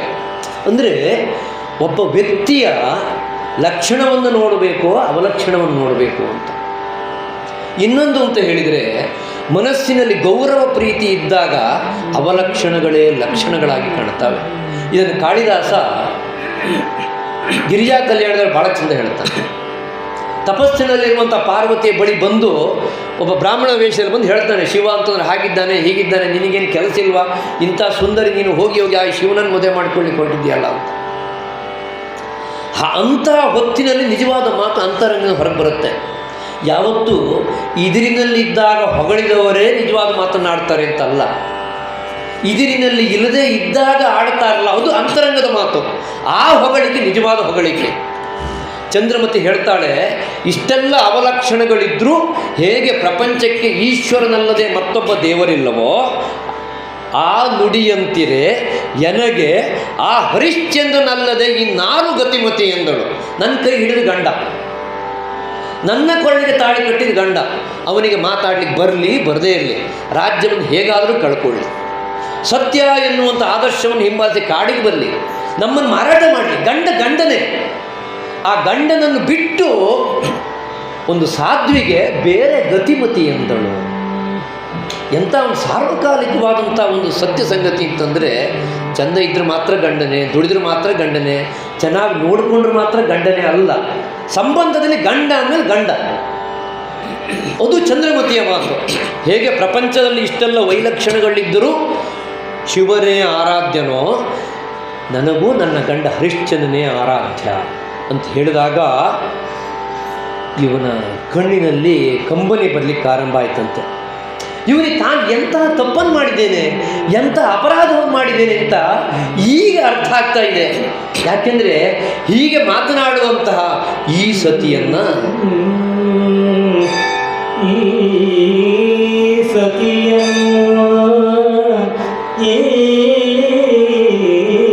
ಶುಚಿಯನ್ನು ಈ ಪತಿವ್ರತೆಯನ್ನು ಆನಿ ಸುಧಾವತಿಗೊಳಗು ಮಾಡಿದನು. ನೀಚ ದ್ವಿಜೇಶಂಗೆ ಮಾರಿ ಮರೆದೆ ಈ ಸುತನನು ಈ ಸುಖಿಯನು ಈ ಸೊಬಗ ಸುಕುಮಾರಕನ ಓಸರಿಸದೆ ಉರಗ ಕೊಡುವಂತೆ ಮಾಡಿದನು ಎಂಬ ಕೇಸಿಕೆಯ ವಾರಾಶಿ ತುಂಬಿ ತುಳುಕಾಡಿ, ಕೇಸಿಕೆಯ ವಾರಾಶಿ ತುಂಬಿ ತುಳುಕಾಡಿ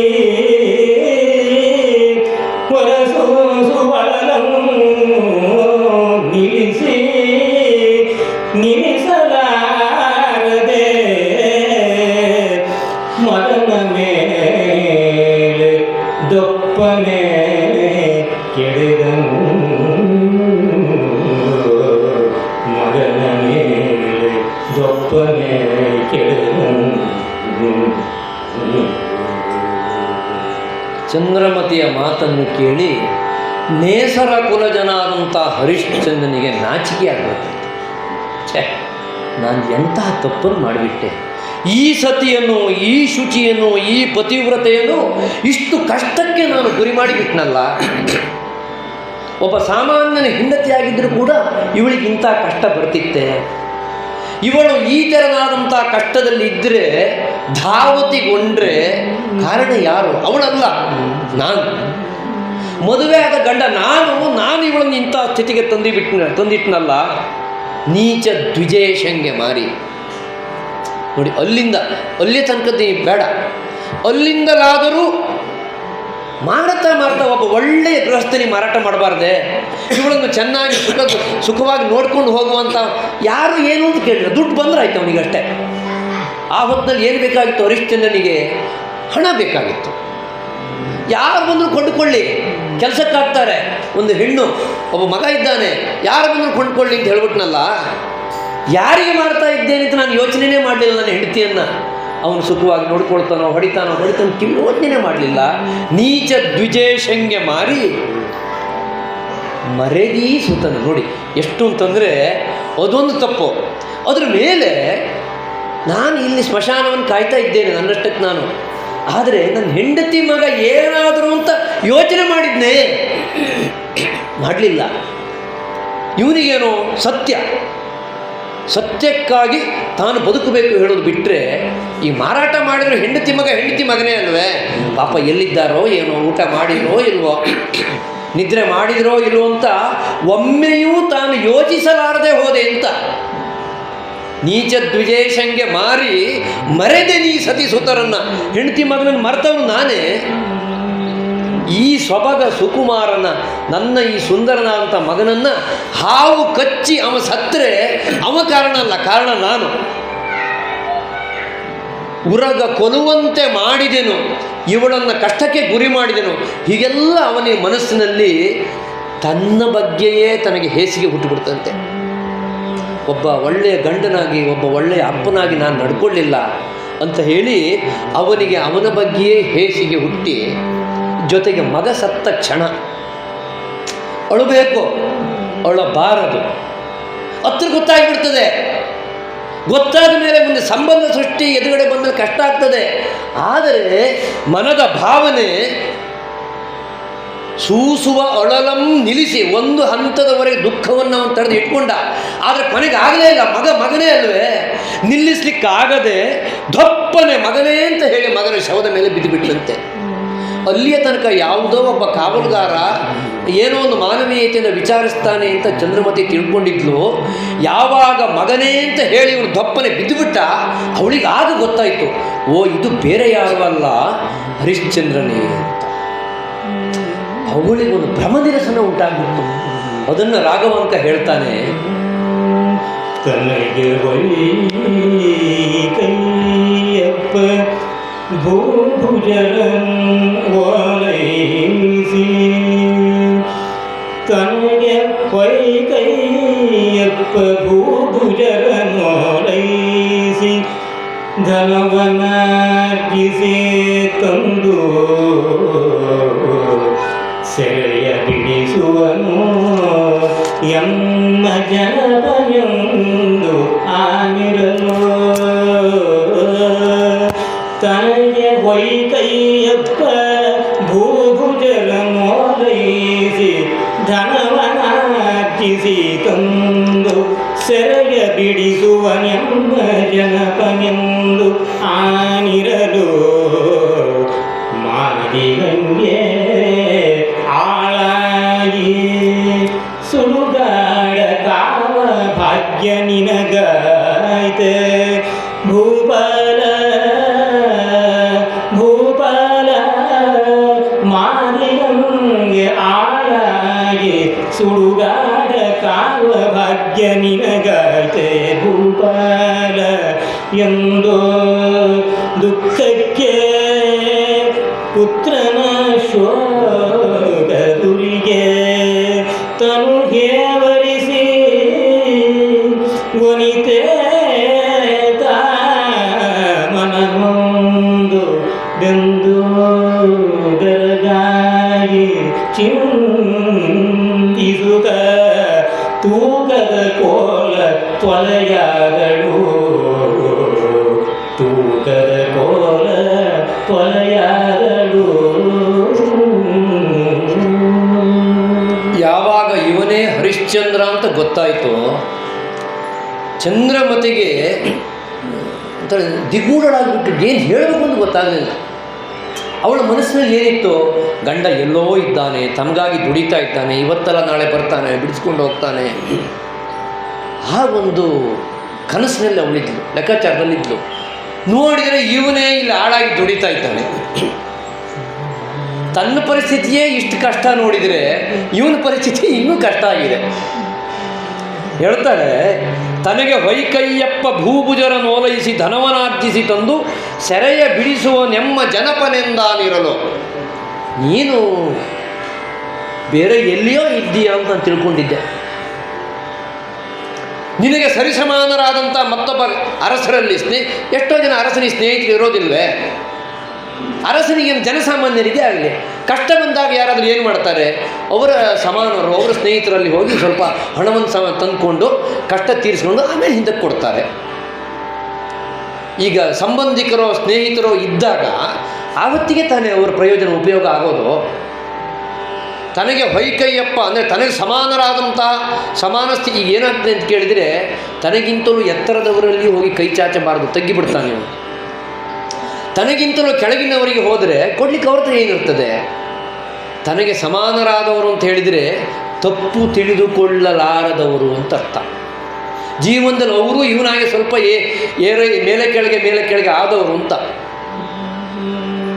ಯಾಕೆಂದರೆ ಅನೇಕ ವ್ಯವಹಾರಗಳಿಗೆ ಸಮಾನತೆ ಅಂತ ಹೇಳೋದು ಭಾಳ ಮುಖ್ಯ. ತನಗೆ ಹೊಯ್ಕಯ್ಯಪ್ಪ ಭೂಭುಜರ ನೋಲೈಸಿ ಧನವನಾರ್ಜಿಸಿ ತಂದು ಎಮ್ಮ ಸೆರೆಯ ಬಿಡಿಸುವನು ಭೂಪಾಲ ಅಂತ ಕಾಯ್ತಾ ಇದ್ದರೆ, ಅಯ್ಯೋ ನಿನ್ನ ಹಣೆ ಬರುವೆ. ನಿನ್ನ ಪರಿಸ್ಥಿತಿ ನೋಡಿದರೆ ನೀನೇ ಮಾದಿಗಂಗೆ ಆಳಾಗಿ ಸುಡುಗಾಡನ್ನು ಕಾಯ್ತಾ ಇದೆಯಲ್ಲಪ್ಪ, ಇದು ಯಾವ ಭಾಗ್ಯ ನಿನ್ನದಿದು? ನಮ್ಮ ಹಣೆ ಬರ ಅಂತೂ ಹೀಗಾಯಿತು, ನಿನ್ನ ಹಣೆ ಬರೋ ಹೀಗೆ ಆಯಿತು ಅಂದರೆ ಆ ಭ್ರಮ ನಿರಸನ ಇದೆಯಲ್ಲ. ಕಾವ್ಯದಲ್ಲಿ ಧ್ವನಿಶಕ್ತಿ ಅಂತ ಒಂದು ಮಾತುಂಟು. ಒಂದು ಉದ್ಗಾರ ಆ ಅರ್ಥವನ್ನು ಹೇಳಬೇಕು. ಅಯ್ಯೋ ನಿನ್ನ ಹಣೆ ಬರುವೆ ಅಂತ ಹೇಳಿದರೆ ಆ ಉದ್ಗಾರದ ಹಿಂದೆ ಎಷ್ಟೋ ಮಾತು ಬರಬೇಕು. ಪಂಪ ಅಂತ ಒಂದು ಕೆಲಸ ಮಾಡ್ತಾನೆ, ರನ್ನ ಮಾಡ್ತಾನೆ. ಅದರ ನಂತರದಲ್ಲಿ ಬಂದಂಥ ಕವಿಗಳು ಸಂದರ್ಭದಲ್ಲಿ ಆ ಧ್ವನಿಶಕ್ತಿಯನ್ನು ಬಳಸಿಕೊಳ್ತಾರೆ. ಶರಮಂಚದ ಮೇಲೆ ಭೀಷ್ಮ ಮಲಗಿರುವಾಗ ಬಂದು ಕೌರವ ಕಾಣುವಂಥ ಸನ್ನಿವೇಶವನ್ನು ನಿರ್ಮಾಣ ಮಾಡಿ ಅಲ್ಲೊಂದು ಉದ್ಗಾರವನ್ನು ಕೊಡ್ತಾರೆ. ಈ ನಿಮಗಂ ಈ ಇರವಾಯ್ತೆ ಸಿಂಧು ನಂದನ, ಇಂಥ ನಿಮಗೂ ಈ ಸ್ಥಿತಿ ಬಂದು ಹೋಯ್ತಾ, ಇಂಥ ನಿಮಗೂ ಅಂತ ಹೇಳಿದ್ರೆ ಏನು? ಅವ್ರು ಎಂಥವ್ರು ಹೇಳೋದು ಆಮೇಲೆ ಬರುತ್ತೆ.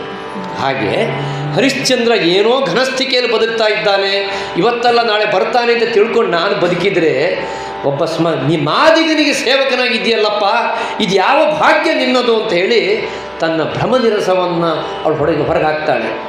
ಇನ್ನೇನಿದೆ, ಇವನೇ ಆಳಾದವನು ನಿನ್ನ ಹೆಂಡತಿ ಮಕ್ಕಳನ್ನು ಹೇಗೆ ತಾನೇ ಬಂದು ಬಿಡಿಸ್ಕೊಂಡು ಹೋಗ್ತಾನೆ?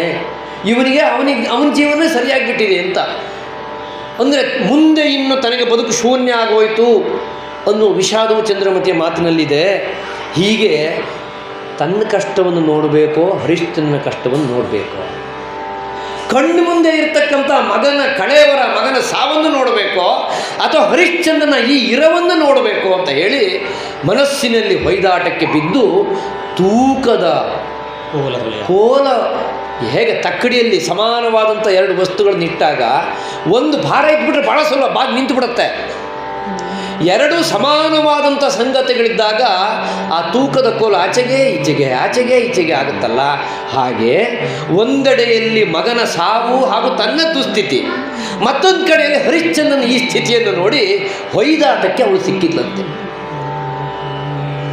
ಒಂದು ಹಂತ ಆಯಿತು. ಈ ಕಡೆಯಲ್ಲಿ ಮಗನ ಶವದ ಮುಂದೆ ಹರಿಶ್ಚಂದ್ರ ಇದಾನಲ್ಲ, ಚಂದ್ರಮತಿಯ ವಿಲಾಪದ ಹಾಗೆ ಇವನಿಗೂ ಒಂದು ವಿಲಾಪದ ಪದ್ಯವನ್ನು ನಾವು ಹೊಂದಿಸಬೇಕಲ್ಲ. ಅದಕ್ಕಾಗಿ ರಾಘವಾಂಕ ಒಂದು ಒಳ್ಳೆ ಪದ್ಯವನ್ನಲ್ಲಿ ಇಡ್ತಾನೆ. ರಾಯರುಳು ಕಾದಿ ಮಡಿದ ಕನಲ್ಲ ಮುನಿವರನ ಯಾಗವ ಕಾದು ಮಡಿದವನಲ್ಲ. ಹರಿರಾಯರುಳು ಕಾದಿ ಮಡಿದ ಕನಲ್ಲ ಮುನಿವರರ ಯಾಗವ ಕಾದು ಮಡಿದವನಲ್ಲ. ದೇವರಿಗೆ ಹಿತವಾಗಿ ಮಡಿದವನಲ್ಲ. ಮಾಂಸದಾನವ ಬೇಡಿದಗ್ಗೆ ಒಡಲನು ಅರಿದರಿದು ಕೊಟ್ಟು ಮಡಿದವನಲ್ಲ. ಹುಳ್ಳಿಯಂತರ ಹೋಗಿ ಕಾಡೊಳಗೆ ಬಡಗಾವು ಕಚ್ಚಿ ಮುನಿವರಿಗೆ ನಗೆಗೆಳೆಯಾಗಿ ನಿಷ್ಕಾರಣವು ಮಡಿವರೇ ಕಂದ.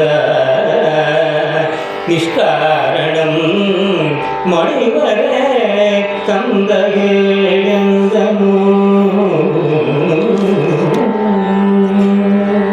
ಅಯ್ಯೋ ಮಗನೇ ಸತ್ತೋಗ್ಬಿಟ್ಟಿಲ್ಲಪ್ಪ ನಿಷ್ಕಾರಣವಾಗಿ ಎನ್ನುವ ಒಂದು ಉದ್ಗಾರಕ್ಕೆ ಕೆಲವು ಅರ್ಥಗಳನ್ನು ರಾಘವಾಂಕ ಹೊಂದಿಸಿ ಕೊಡ್ತಾನೆ. ಹರಿರಾಯರುಳು ಕಾದಿ ಮಡಿದವನಲ್ಲ. ಯಾವುದಾದ್ರು ಒಂದು ದೊಡ್ಡ ಹೋರಾಟ, ಬಲಾಢ್ಯನಲ್ಲಿ ಹೋರಾಟ ಮಾಡ್ತಾ ಯುದ್ಧಾಂಗಣದಲ್ಲಿ ಸತ್ತರೆ ವೀರ ಸ್ವರ್ಗ ಅಂತ ಒಂದು ಸಿಗ್ತದೆ. ಹಾಗೆ ಸತ್ಯ ನೀನು ಯುದ್ಧರಂಗದಲ್ಲಿ ಹೋರಾಟ ಮಾಡ್ತಾ ಸತ್ಯ ಅಲ್ಲ. ಹೋಗಲಿ, ಮುನಿವರರ ಯಾಗವ ಕಾದು ಮಡಿದಾತನಲ್ಲ. ಯಾವುದಾದರೂ ಒಬ್ಬ ಋಷಿಯ ಯಾಗಕ್ಕೆ ರಾಕ್ಷಸರು ಕಂಟಕವನ್ನು ಕೊಡ್ತಾ ಇದ್ದಾಗ ಯಾಗ ರಕ್ಷಣೆಯನ್ನು ಮಾಡಲಿಕ್ಕಾಗಿ ಹೋಗಿ ಸತ್ಯ ಅಂತ ಕೇಳಿದ್ರೆ ಅದೂ ಅಲ್ಲ. ದೇವರಿಗೆ ಹಿತವಾಗಿ ಮಡಿದವನಲ್ಲ. ಯಾವುದಾದರೂ ಒಂದು ದೇವತೆಗೆ ಪ್ರೀತ್ಯರ್ಥವಾಗಿ ನಿನ್ನ ಸಾವಾಯಿತು ಅಂತ ಕೇಳಿದರೆ ಅದಲ್ಲ. ಮಾಂಸದಾನವ ಬೇಡಿದರಿಗೆ ಒಡಲನ್ನು ಅರಿದರಿದು ಕೊಟ್ಟು ಮಡಿದವನಲ್ಲ. ಈ ಶಿಬಿಯ ಕತೆ, ಬೇರೆ ಬೇರೆ ಕಥೆ ಎಲ್ಲ ಬರುತ್ತೆ. ಇನ್ನೊಂದು ಜೀವಿಯ ಪ್ರಾಣವನ್ನು ಉಳಿಸುವ ಸಲುವಾಗಿ ತನ್ನ ದೇಹವನ್ನು ಕಡಿದುಕೊಟ್ಟು ಒಂದು ಸಾರ್ಥಕ್ಯವಾದಂಥ ಸಾವನ್ನು ಕಂಡೆಯೋ ಅಂತ ಕೇಳಿದರೆ ಹಾಗೆಯೂ ಮಾಡಿದವನಲ್ಲ. ಸುಮ್ಮನೆ ಕಾಡಿಗೆ ಬಳ್ಳಿ ತರ್ತೀನಿ ಅಂತ ಹೋಗಿ ಕಾಡೊಳಗೆ ಬಡ ಹಾವು ಕಚ್ಚಿ, ನೋಡಿ ಆ ಶಬ್ದದ ಮೊದಲು ಸಾವಿನ ಔನ್ನತ್ಯವನ್ನು ತೋರಿಸೋದು. ವೀರ ಸ್ವರ್ಗವನ್ನು ಮಾಡಿದೆಯೋ, ಯಾಗರಕ್ಷಣೆಯನ್ನು ಮಾಡಿದೆಯೋ, ದೇಹದಾನವನ್ನು ಮಾಡಿದೆಯೋ, ಎತ್ತರಿಸಿ ಹೋಗಿ ಹಾಗೆ ಏನನ್ನೂ ಮಾಡದೆ ಎಕ್ಕಷ್ಟಿತ್ವವನ್ನು ಬಡ ಹಾವು ಕಚ್ಚಿ ನೀನು ಸತ್ತರೆ ಅಂತಂದರೆ ಏನಪ್ಪ ನಿನ್ನ ಸಾವಿಗೆ ಬೆಲೆ ಬಂತು ಅಂತ. ಯಾಕೆಂದರೆ ಬದುಕಿನಲ್ಲಿ ಬಾರದ ಬೆಲೆ ಕೆಲವೊಮ್ಮೆ ಸಾವಿನಲ್ಲಿ ಬಂದುಬಿಡುತ್ತೆ. ಸಾವಿನಲ್ಲಿ ಬರುವ ಬೆಲೆ ಇಡೀ ಬದುಕಿಗೆ ಮೌಲ್ಯವನ್ನು ಕೊಡುತ್ತೆ. ಅವನು ಹಿಂದೆ ಏನನ್ನೂ ಮಾಡದೇ ಇರಲಿ, ಈ ರೀತಿಯಾಗಿ ಏನನ್ನಾದರೂ ಮಾಡಲಿಕ್ಕೆ ಹೋದಾಗ ಪ್ರಾಣ ಕಳ್ಕೊಂಡಿದ್ದರೆ ಇಡೀ ಅವನ ಬದುಕಿಗೆ ಒಂದು ಬೆಲೆ ಬಂದುಬಿಡ್ತಿತ್ತು. ಹಾಗೆ ಬದುಕಿನಲ್ಲಿಯೂ ಸಾಧನೆ ಮಾಡಿದೆ, ಸಾವಿನಲ್ಲಿಯೂ ಏನೇ ಮಾಡಿದೆ, ಒಂದು ಹಾವು ಕಚ್ಚಿ ನೀನು ಸತ್ತರೆ ಮಗನೇ, ನನ್ನ ವಂಶದಲ್ಲಿ ನನ್ನ ಮಗನಾಗಿ ಹುಟ್ಟಿ ಏನಪ್ಪ ನಿನ್ನ ಬದುಕಿಗೆ ಬೆಲೆ ಅಂತ ಒಂದು ಉದ್ಗಾರ. ಅದ್ರ ಜೊತೆಗೆ ಇನ್ನೊಂದು ಉದ್ಗಾರವನ್ನು ಕೂಡ ಕೊಡ್ತಾನೆ. ಎಷ್ಟು ಮಗ ಅಂತ ಕರೆದ್ರೆ ಮಾತಾಡೋದಿಲ್ವಲ್ಲ. ಮಗನೇ, ಯಾಕೆ ನನ್ನ ಹತ್ರ ನೀನು ಮಾತಾಡೋದಿಲ್ಲ? ಮುಂದೆ ನೀನಾಳಲಿರುವ ಧರೆಯನ್ನು ಅನ್ಯರಿಗಿತ್ತಂತಹ ತಂದೆ ನಾನು ಅಂತಲ, ನಿನ್ನದಾಗಬೇಕಂತ ರಾಜ್ಯವನ್ನು ನಾನು ಮಾರಿ ನಿನ್ನನ್ನು ಬಡತನದಲ್ಲಿ ಇಟ್ಟೆ ಅಂತ ಹೇಳಿ ನನ್ನ ಹತ್ರ ಮಾತಾಡೋದಿಲ್ವೇನೋ ಮಗನೇ? ಅಥವಾ ಕುಂದಿಲ್ಲದ ಸೂರ್ಯವಂಶದಲ್ಲಿ ಹುಟ್ಟಿ ಹೀಗೆಲ್ಲ ಮಾಡಿ ನಾನು ಕಾಡ್ಪಾಲಾಗಿ ಬದುಕಿನಲ್ಲಿ ದಾರಿ ತಪ್ಪಿದೆ ಅಂತ ತಿಳ್ಕೊಂಡು ಅಪ್ಪನ ಮೇಲೆ ಕೋಪ ಮಾಡ್ಕೊಂಡಿದೆಯೋ ಮಗನೇ? ಹೀಗೆಲ್ಲ ಮಗ ಮಾತಾಡದೇ ಇರಲಿಕ್ಕೆ ಒಂದು ಕಾರಣವನ್ನು ಸಂಯೋಜಿಸ್ತಾನೆ. ಕೊನೆಗೆ ಅವನಿಗೊಂದು ವಿಷಾದ ಅನಿಸುತ್ತೆ. ಏನೆಲ್ಲ ಮಾಡಿದರೂ ನನ್ನ ಮಗನನ್ನು ಉಳಿಸ್ಕೊಳ್ಳಿಕ್ಕಾಗಲಿಲ್ವಲ್ಲ.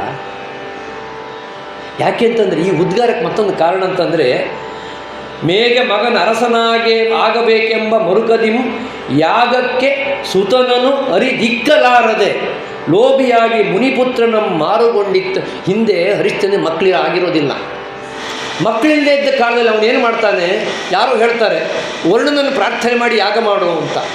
ಆಗ ಇವನು ಮಗ ಹುಡ್ತಾನಲ್ಲ ಎನ್ನುವ ಆಸೆಗಾಗಿ ವರುಣನಿಗೆ ಪ್ರಾರ್ಥನೆ ಮಾಡಿ, ನನಗೆ ಮಗ ಹುಟ್ಟಿದರೆ ನಿನಗೆ ನಾನು ಕೊಡ್ತೇನೆ ಅಂತ ಹೇಳಿ ಯಾಗವನ್ನು ಮಾಡಿದ. ಮಗ ಹುಟ್ಟುಬಿಟ್ಟ. ಈಗ ಆಡಿ ಮಾತಿನಂತೆ ಮಗನ ರೋಹಿತಾಶ್ವನ ವರುಣನಿಗೆ ಕೊಡಬೇಕಾಗಿತ್ತು ಇವನು. ಆದರೆ ವ್ಯಾಮೋಹ. ಮೊದಲು ವರುಣ ಬಂದು ಕೇಳ್ದ, ನೋಡು ನನಗೆ ನೀನು ಪ್ರಾರ್ಥನೆ ಮಾಡಿದ್ದೆ, ಆಡಿದ ಮಾತಿನ ಪ್ರಕಾರ ನಿನ್ನ ಮಗ ಹುಟ್ಟಿದಾನೆ, ಕೊಡು ಮಗನನ್ನು ಅಂತ ಕೇಳಿದರೆ ಇವನು ಇಲ್ಲ, ಅವನಿಗೆ ಹಲ್ಲು ಇನ್ನೂ ಹುಟ್ಟಲಿಲ್ಲ, ಹಲ್ಲು ಇಲ್ಲದೇ ಇರುವುದನ್ನು ದಾನ ಮಾಡಬಾರ್ದು ಅಂತ ಹೇಳಿದ. ಹಲ್ಲು ಇಲ್ಲದೇ ಇರುವುದಂತ ಹಲ್ಲು ಹುಟ್ಟದೇ ಇರುವುದು ಹೌದು, ಹಲ್ಲು ಉದುರಿದ್ದು ಹೌದು. ಯಾಕೆಂದರೆ ಬೇರೆ ಬೇರೆ ಶುನಶೇಪನ ಬೇರೆ ಬೇರೆ ಪ್ರಕರಣಗಳೆಲ್ಲ ಬರುತ್ತೆ. ಅದು ಈ ಗೋದಾನ ಮಾಡಬೇಕಾದ್ರೆ ಹಲ್ಲಿಲ್ಲದೆ ಇರೋ ಮುದಿ ದನವನ್ನೆಲ್ಲ ಮಾರಾಟ ಮಾಡಬಾರ್ದು, ದಾನ ಕೊಡಬಾರ್ದು ಅಂತ.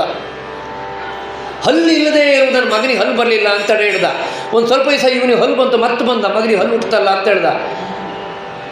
ಹೀಗೆ ಸಂದರ್ಭದಲ್ಲಿ ತಪ್ಪಿಸಿಕೊಂಡು ಕೊನೆಗೆ ಕ್ರಯಕ್ಕೆ ಅಜೀಗರ್ತ, ಶುನಶೇಪ ಈ ಎಲ್ಲ ಸಂಬಂಧಗಳಿರ್ತಕ್ಕಂಥ ಒಬ್ಬ ಮುನಿಪುತ್ರನನ್ನು ತೆಗೆದುಕೊಂಡು ಬಂದು ದುಡ್ಡು ಕೊಟ್ಟು ತಂದು ವರ್ಣನಿಗೆ ಕೊಟ್ಟೆ ಅಂತ ಮಾಡಿ ಮುಗಿಸ್ತಾನೆ.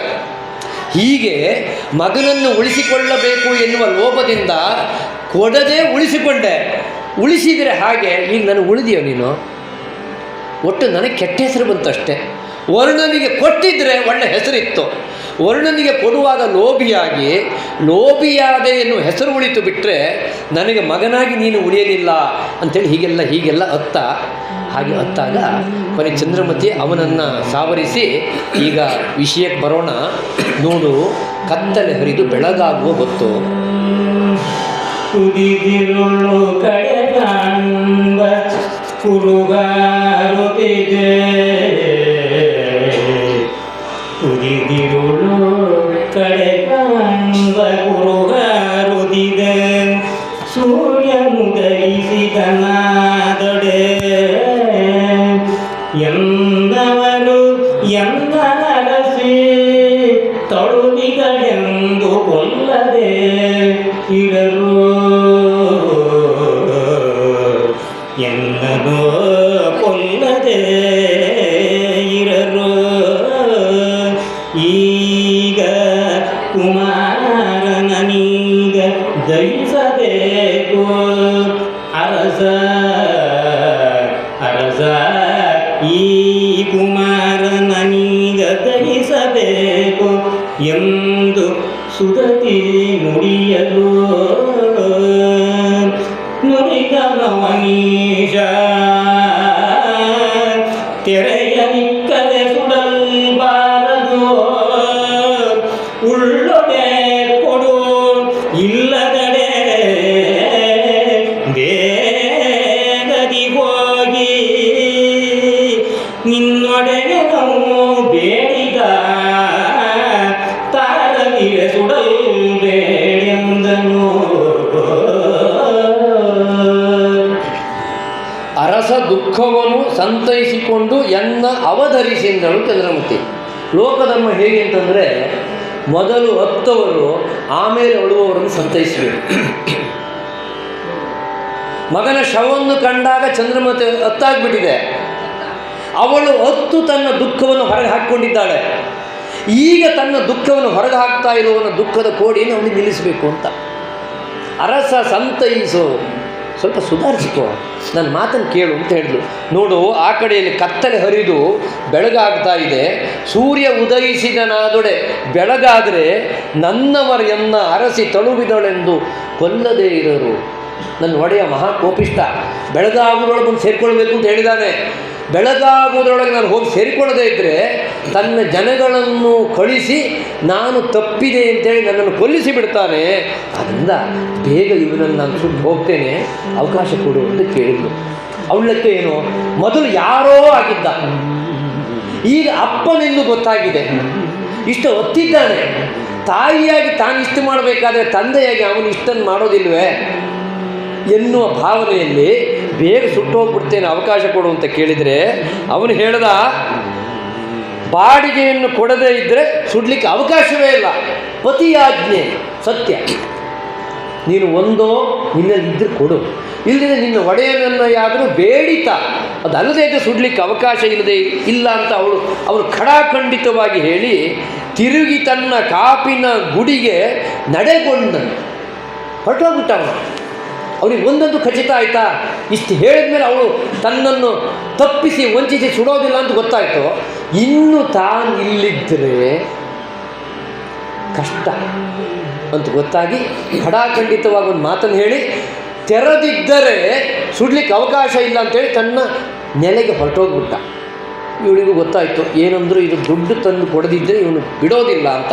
ಏನಾದರೂ ಮಾಡಿ ಸಂಗ್ರಹ ಮಾಡೋಣ, ಏನು ಮಾಡಲಿ ಅಂತ ಹೇಳಿ ಈ ಕಡೆಗೆ ಮರಳಿ ಪುರದತ್ತ ಬರ್ತಾ ಇದ್ದಂತೆ. ವಿಶ್ವಾಮಿತ್ರ ನೋಡಿದ, ಈ ಪರೀಕ್ಷೆಯಲ್ಲಿಯೂ ಕೂಡ ಇವನು ಗೆದ್ದುಬಿಟ್ಟ. ನಾನಾ ವಿಧವಾದ ಪರೀಕ್ಷೆಗಳನ್ನು ಮಾಡ್ತಾ ಇದ್ದಾನೆ. ಅವನ ಈ ಪರೀಕ್ಷೆಗಳೀಗ ಹರಿಶ್ಚಂದ್ರನ ಜೊತೆಗೆ ಅವನ ಹೆಂಡತಿಯಾದ ಕಾರಣಕ್ಕಾಗಿ ಇವಳ ಮೇಲೂ ತಿರುಗ್ತಾ ಇದೆ. ಸ್ಮಶಾನಕ್ಕೆ ಬರುವಾಗಲೂ ಕೂಡ ಕೃತಕವಾದಂಥ ರುಂಡಮುಂಡಗಳನ್ನೆಲ್ಲ ಚಂದ್ರಮತಿ ಬರುವಂಥ ಹಾದಿಯಲ್ಲಿ ಚಲಿಸಿದ್ದ. ಅದನ್ನು ನೋಡಿ ಅವಳು ಹೆದರಿ ಹೋಗಿಬಿಡಬೇಕು ಅಂತ. ಅದು ಆಗಿರಲಿಲ್ಲ. ಯಾಕೆಂದರೆ ಅವಳಿಗೆ ಮಗ ಸತ್ತಿದ್ದಾನೆ ಸುಡಬೇಕು ಅನ್ನೋದು ಒಂದೇ ತಲೆಯಲ್ಲಿ ಇತ್ತು ಬಿಟ್ಟರೆ ಕಾಲ್ಬುಡದಲ್ಲಿ ರುಂಡವೋ ಮುಂಡವೋ ಎಲುಬೋ ಕರುಳೋ ಎಂಥದ್ದು ನೋಡಲಿಕ್ಕೆ ಅವಳಿಗೆ ಗೊತ್ತಾಗ್ತಿರ್ಲಿಲ್ಲ. ಈಗ ಅವಳು ಹಿಂದಕ್ಕೆ ಹೋಗುವಾಗ ವಿಶ್ವಾಮಿತ್ರ ಯೋಚನೆ ಮಾಡಿದ, ಇನ್ನೂ ಪರೀಕ್ಷೆ ಮಾಡಬೇಕು, ಏನಾದರೂ ಮಾಡಿ ಅವನ ಬಾಯಲ್ಲಿ ಸುಳ್ಳನ್ನು ಹೇಳಿಸಿಬಿಡಬೇಕು ಅಂತ ಹೇಳಿ ಕೃತಕವಾಗಿ ಒಂದು ಸನ್ನಿವೇಶವನ್ನು ನಿರ್ಮಾಣ ಮಾಡ್ತಾನೆ. ಅಲ್ಲಿ ಅರಸನ ಮಗನನ್ನು ಅಪಹರಣ ಮಾಡಿದಿ, ಅವನನ್ನು ಹಾದಿಯ ಮಧ್ಯದಲ್ಲಿ ಕೊಂದು ಆಯುಧವನ್ನು ಅಲ್ಲಿಯೇ ಬಿಟ್ಟು, ಆ ಆಯುಧವು ಆ ಶವವು ಎರಡು ಚಂದ್ರಮತಿ ಹೋಗುವಂಥ ಹಾದಿಯಲ್ಲಿ ಇರುವಾಗ ಮಾಡಿಬಿಡ್ತಾನೆ. ಪಾಪ ಕತ್ತಲೆಯಲ್ಲಿ ಹೋಗ್ತಾ ಇದ್ದಾಳೆ, ಕಾಲಿ ಏನೋ ಕಾಣ್ತು, ನೋಡುವಾಗ ಮಗು, ಅಯ್ಯೋ ನನ್ನ ಮಗು, ಅವಳಿಗೆ ಸ್ಮಶಾನದಲ್ಲಿ ತನ್ನ ಮಗ ಇದ್ದಾನೆ ಹೇಳಿ ಮರ್ತೋಗ್ಬಿಡ್ತು. ಅಯ್ಯೋ ನನ್ನ ಮಗ ಅಂತೇಳಿ ಮುಟ್ಟಿ ನೋಡ್ತಾಳೆ, ಕೈಯೆಲ್ಲ ರಕ್ತ ಸಿಗ್ತಾ ಇತ್ತು. ಅಲ್ಲಿಯೇ ಆಯುಧ ಇದೆ. ಬಾಚಿಕೊಂಡಿದ್ಲು, ಅವಳು ಸೀರೆ ಮೇಲೆಲ್ಲ ರಕ್ತ ಇತ್ತು. ಸರಿಯಾಗಿ ರಾಜಭಟ್ರು ಬಂದು ತೆಗೆದುಕೊಂಡು ಹೋಗಿ, ಅಷ್ಟೊತ್ತಿಗಾಗಲೇ ಫುಲ್ಲಾಗಿತ್ತು, ರಾಜಕುಮಾರನನ್ನು ಯಾರೋ ಅಪಹರಿಸಿದ್ದಾರೆ ಅಂತೇಳಿ ಇವಳೊಬ್ಬಳು ರಾಕ್ಷಸಿ, ಶಿಶುಘಾತಕಿ ಅಂತೇಳಿ ಇವಳನ್ನು ತೆಗೆದುಕೊಂಡೋಗಿ ರಾತ್ರೋರಾತ್ರಿಯಲ್ಲಿ ರಾಜನ ಮುಂದೆ ನಿಲ್ಲಿಸಿಬಿಟ್ರು. ಇವಳಿಗೂ ಬದುಕು ಸಾಕಾದ ಹೊತ್ತು, ಇನ್ನು ಎಂತಕ್ಕಾಗಿ ಬದುಕಬೇಕಾಗಿತ್ತು ಇವಳು? ರಾಜ ಹೇಳ್ದ, ಈ ಶಿಶು ಹತ್ಯೆಯನ್ನು ಮಾಡಿದ್ದಕ್ಕಾಗಿ ನಿನಗೀಗ ತಲೆದಂಡ. ನೀನು ಮಾಡಿದ್ದು ಹೌದೋ ಅಲ್ವೋ ಹೇಳು. ನೀನು ಮಾಡಿಲ್ಲ ಅಂತಾದರೆ ನಿನಗೆ ಶಿಕ್ಷೆ ಇಲ್ಲ, ನೀನು ಮಾಡಿರುವುದು ಹೌದಾದರೆ ಈ ಶಿಕ್ಷೆ ನಿನಗೆ ಅಂತ ಹೇಳ್ದ. ಇವಳಿಗೂ ಬದುಕು ಸಾಕಾಗಿ ಹೋಗಿತ್ತು. ಇನ್ನು ಮತ್ತೆ ಬದುಕಿದರೂ ಗಂಡ ಸಿಗೋದಿಲ್ಲ. ಮಗನಿಗಾಗಿ ಬದುಕಬೇಕಿತ್ತು, ಮಗನೂ ಸತ್ತಾಗಿದೆ. ಇನ್ನು ಯಾರಿಗಾಗಿ ಬದುಕಬೇಕು? ಬದುಕಿದ್ದು ಏನನ್ನು ಸಾಧಿಸಬೇಕು. ಅದಕ್ಕಾಗಿ ಅವಳು ಒಪ್ಪಿಬಿಟ್ಲು. ಹೌದು, ನಾನೇ ಕೊಂದಿದ್ದು ಅಂತ ಒಪ್ಪಿಕೊಂಡು, ಸರಿ ಅವಳಿಗೆ ಈಗಾಗಲೇ ನಿರ್ಧರಿತವಾದಂಥ ಶಿಕ್ಷೆಯನ್ನು ಕೊಡಬೇಕು ಅಂತ ಹೇಳಿ ವೀರಭಾವುಕರನ್ನು ಕರೆಸಿ ಸ್ಮಶಾನಕ್ಕೆ ಈ ಹೆಣ್ಣನ್ನು ಕರೆದುಕೊಂಡು ಹೋಗಿ ಅಲ್ಲಿ ಅವಳ ಶಿರಚ್ಛೇದವನ್ನು ಮಾಡಿ ಅಂತ ಆಜ್ಞೆಯನ್ನು ಕೊಟ್ಟು ಆಗಿಬಿಡುತ್ತೆ. ಕೆಲವೇ ಕ್ಷಣಗಳಲ್ಲಿ ಇಷ್ಟೆಲ್ಲ ನಾಟಕೀಯವಾದಂಥ ಘಟನೆಗಳೆಲ್ಲ ನಡೆದು ಈಗ ಅಪರಾಧಿನಿಯಾಗಿ ಅವಳನ್ನು ಸ್ಮಶಾನ ನಡೆಗೆ ಕರೆದುಕೊಂಡು ಬರುವಂಥ ಸನ್ನಿವೇಶ ನಿರ್ಮಾಣ ಆಯಿತು. ಬೆಳಗಾಗಲಿಕ್ಕೆ ಸ್ವಲ್ಪವೇ ಹೊತ್ತಿದೆ. ಈ ಹೊತ್ತಿನಲ್ಲಿ ಇದೇ ಹರಿಶ್ಚಂದ್ರನಿಂದ ಶಿರಚ್ಛೇದವನ್ನು ಅವಳು ಹೊಂದುವಂಥ ಒಂದು ಸನ್ನಿವೇಶ ನಿರ್ಮಾಣ ಆಗಿಬಿಟ್ಟಿದೆ. ಮುಂದೆ ಏನಾಗ್ತದೆ ಯಾರಿಗೂ ಗೊತ್ತಿಲ್ಲ, ಎಲ್ಲರಿಗೂ ಕುತೂಹಲ ಇದೆ. ಇವತ್ತು ಬೆಳಗಾದರೆ ಏನಾಗ್ತದೆ ಅಂತ. ಬೆಳಗಾದರೆ ಏನಾಗ್ತದೆ ಎನ್ನುವಂಥ ಕುತೂಹಲ ನಮಗೂ ಮಾತ್ರ ಅಲ್ಲ, ಕಾವ್ಯದಲ್ಲಿ ಮಾತ್ರವೇ ಅಲ್ಲ, ಬೆಳಗನ್ನು ಉಂಟು ಮಾಡುವಂಥ ಸೂರ್ಯನಿಗೂ ಉಂಟಾಗಿದೆ ಕುತೂಹಲ.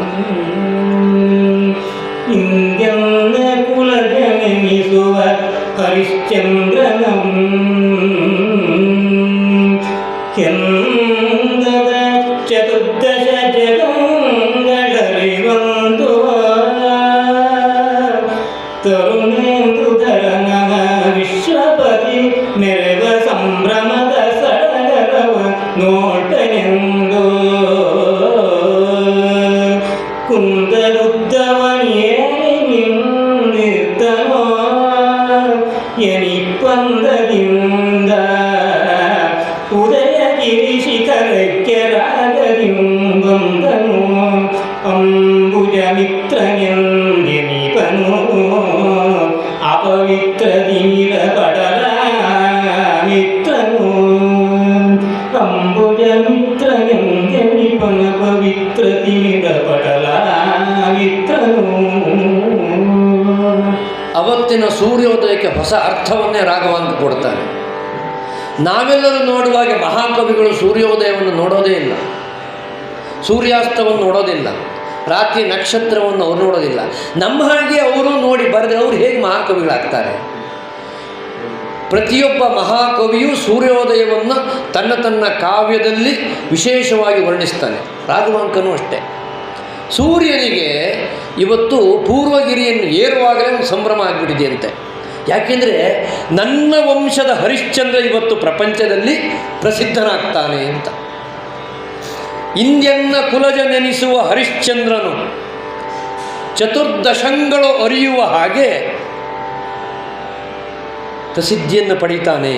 ಅದನ್ನು ತಾನು ನೋಡಬೇಕು ಅಂತ ಹೇಳಿ ಕುಂದದೇ ಉದ್ದವನೇರಿ. ಈ ಮನುಷ್ಯ ಎತ್ತರಕ್ಕೆ ಹೋಗಬೇಕಾದ್ರೆ ಅವನಿಗೊಂದು ಹೆಮ್ಮೆ ಇರಬೇಕು. ಸೂರ್ಯನಿಗೊಂದು ಹೆಮ್ಮೆ ಇದೆ. ಏನು? ನಾನು ನನ್ನ ವಂಶದವರು ಇವತ್ತಿಂಥ ಸಾಧನೆಯನ್ನು ಮಾಡ್ತಾರೆ, ಅದನ್ನು ತಾನು ಎತ್ತರದಲ್ಲಿ ನಿಂತು ನೋಡಬೇಕು ಅಂತ ಹೇಳಿ ಕುಂದದೇ ಉದ್ದವನೇರಿ ನಿಂತಿದ್ದಾನೆ.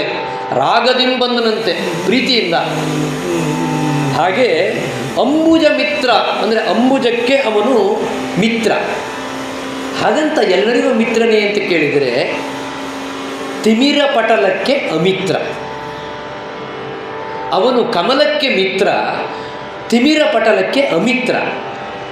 ಆದರೆ ಈಗ ಅವನು ಎತ್ತರಕ್ಕೆ ನಿಂತಿದ್ದಾನೆ. ಸೂರ್ಯವಂಶದ ಅಭ್ಯುದಯವನ್ನು ಇದು ಸೂಚಿಸ್ತಾ ಇದೆ. ಆ ಹೊತ್ತಿಗೆ ಸರಿಯಾಗಿ ಈ ಕಡೆಯಿಂದ ಚಂದ್ರಮತಿಯನ್ನು ಕರೆದುಕೊಂಡು ಬರ್ತಾ ಇದ್ದಾನೆ. ಎಡಗೈಯ ಬಿಗಿದ ನೇಣಂ ಕೊಯ್ದು ಬಿಸುಟೋ ನಿಡುದಡದಲ್ಲಿ ಮೂಡಂತಾಗಿ ಕುಳ್ಳಿರಿಸಿ ಹಿಂದಡದಲ್ಲಿ ಕುಸಿಗೂ ನೀಡಡಿಗಿಟ್ಟು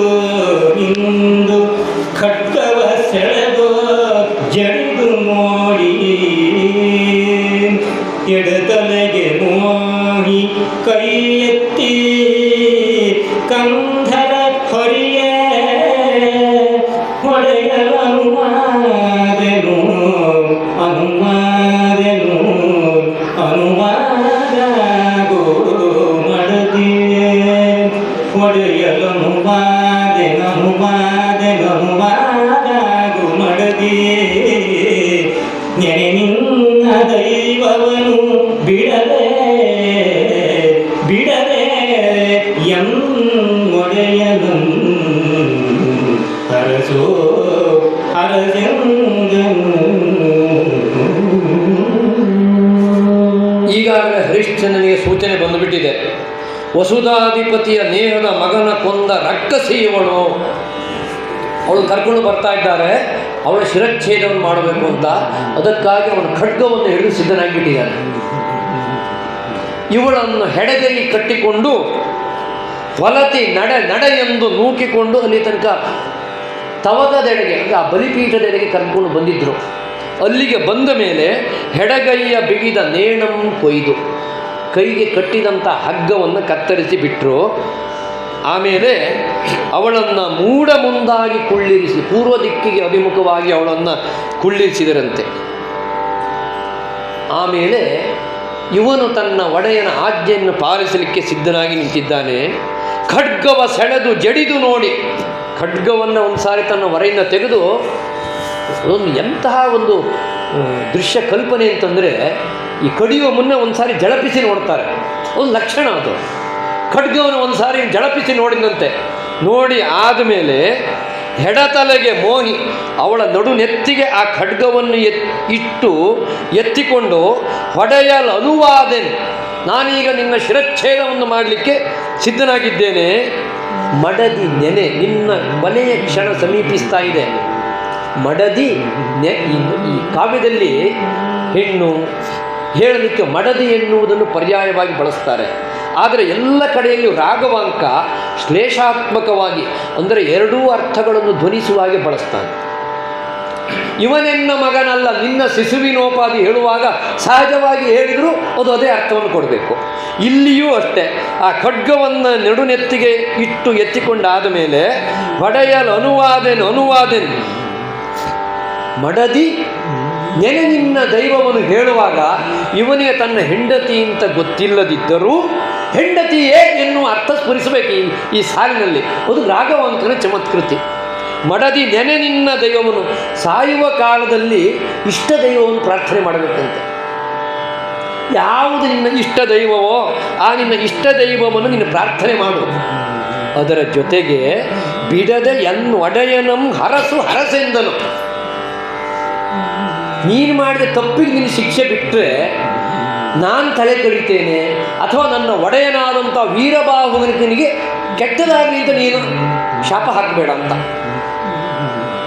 ಇವನು ಏನೇ ಸಿಕ್ಕರೂ ವೀರಬಾಹುಕನಿಗೆ ಕೊಡೋದು.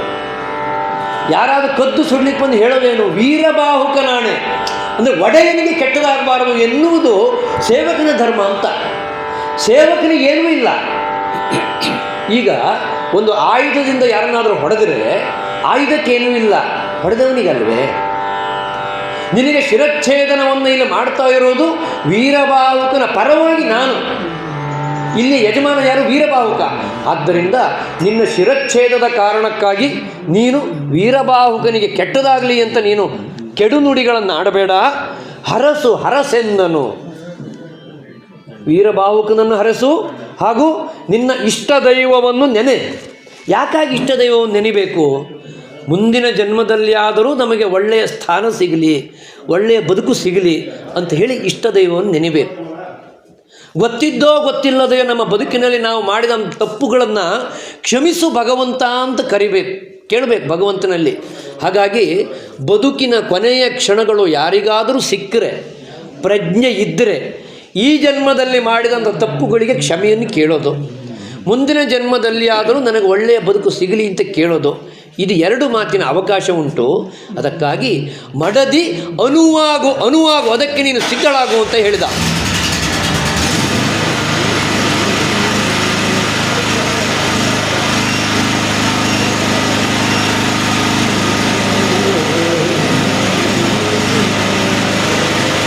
ಆ ಬೈದನ ಹೇಳ್ತೀಯ? ಆ ಬೈದನ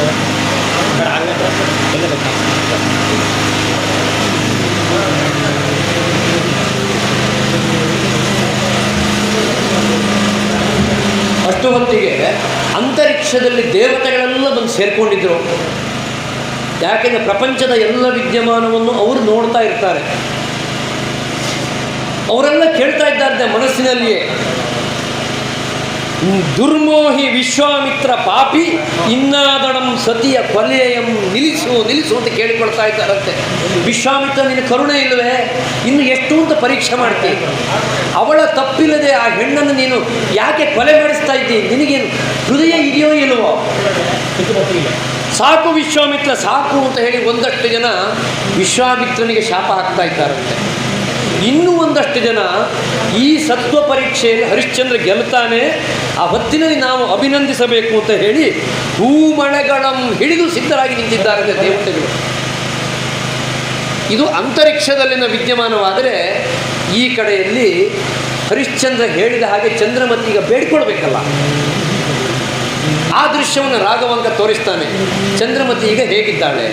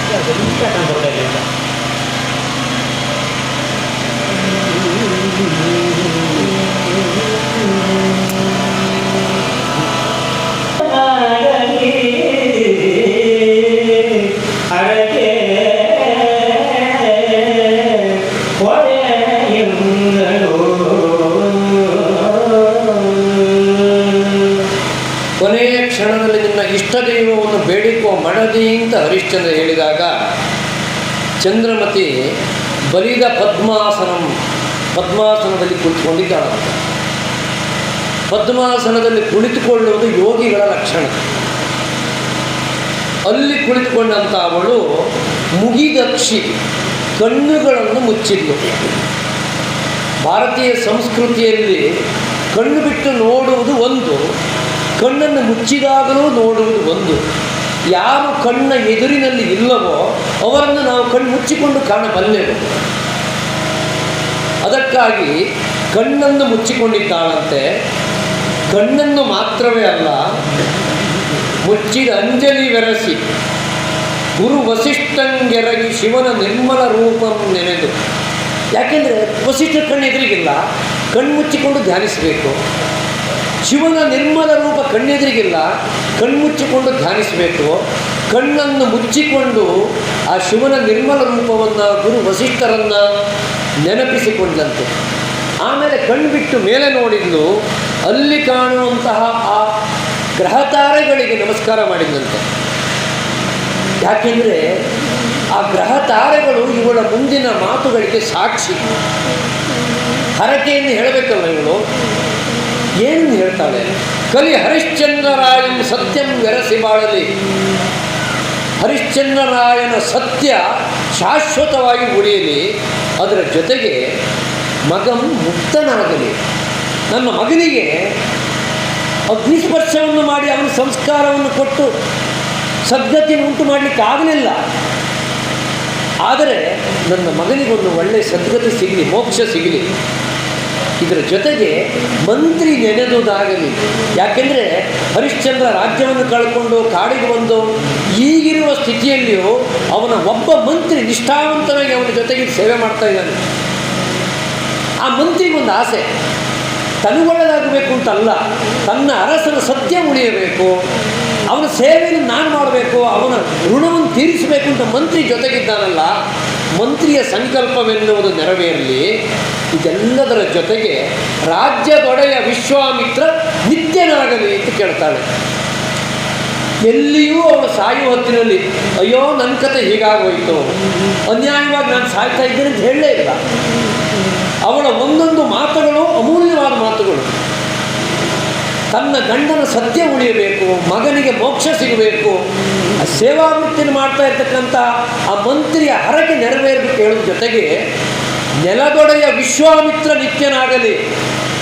ಬೇರೆ ಯಾರಾದರೂ ಯೋಚನೆ ಮಾಡ್ತಾರೆ, ಈ ಸ್ಥಿತಿ ಬರಲಿಕ್ಕೆ ಕಾರಣ ಯಾರು? ಎಲ್ಲರಿಗೂ ಗೊತ್ತಿರೋ ವಿಷಯ, ವಿಶ್ವಾಮಿತ್ರ ಹೀಗೆಲ್ಲ ಮಾಡ್ತಾ ಮಾಡ್ತಾ ಬಂದಿದ್ದಕ್ಕಾಗಿ ತಾನು ಈ ಸ್ಥಿತಿ ಬಂದಿತ್ತು.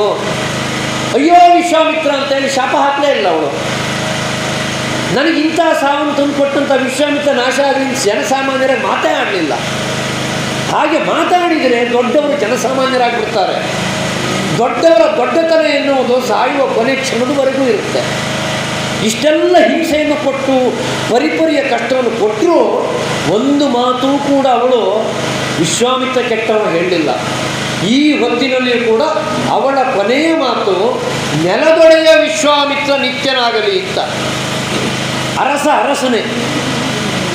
ಹಾಗೆ ಇಷ್ಟನ್ನು ಹೇಳಿದಂಥ ಅವಳು ಆಯಿತು ಹರಕೆ ಹೊಡೆ ಎಂದಳು. ನನ್ನ ಹರಕೆಯನ್ನು ನಾನು ಮಾಡ್ಕೊಂಡಾಯ್ತು, ನೀನೀಗ ಹೊಡೆ ನಿನ್ನ ಖಡ್ಗವನ್ನು ಅಂತ ಹೇಳಿಬಿಟ್ಟು ಅವಳ ಹರಕೆಯನ್ನು ಕೇಳಿ ನೀವು ಹೌಹರಿಬೇಕಾಯಿತು.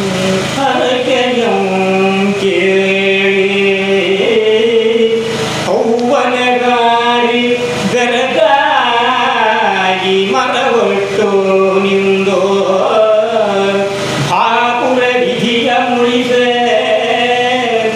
ಓದಿರುಳು ಎನ್ನ ಸುತನ ದುರ್ಮರಣ ಬಂದೋರೇ ಕೈಯೊಡನೆ ಮತ್ತಿಗಳು ಎನ್ನ ವರಸತಿಯ ತಲೆಯನು ಆನಂದ ಕೊಯ್ಯಾರೆ ಪಿಡಿದೊರಿವಂತೆ ಮಾಡಿದೆ.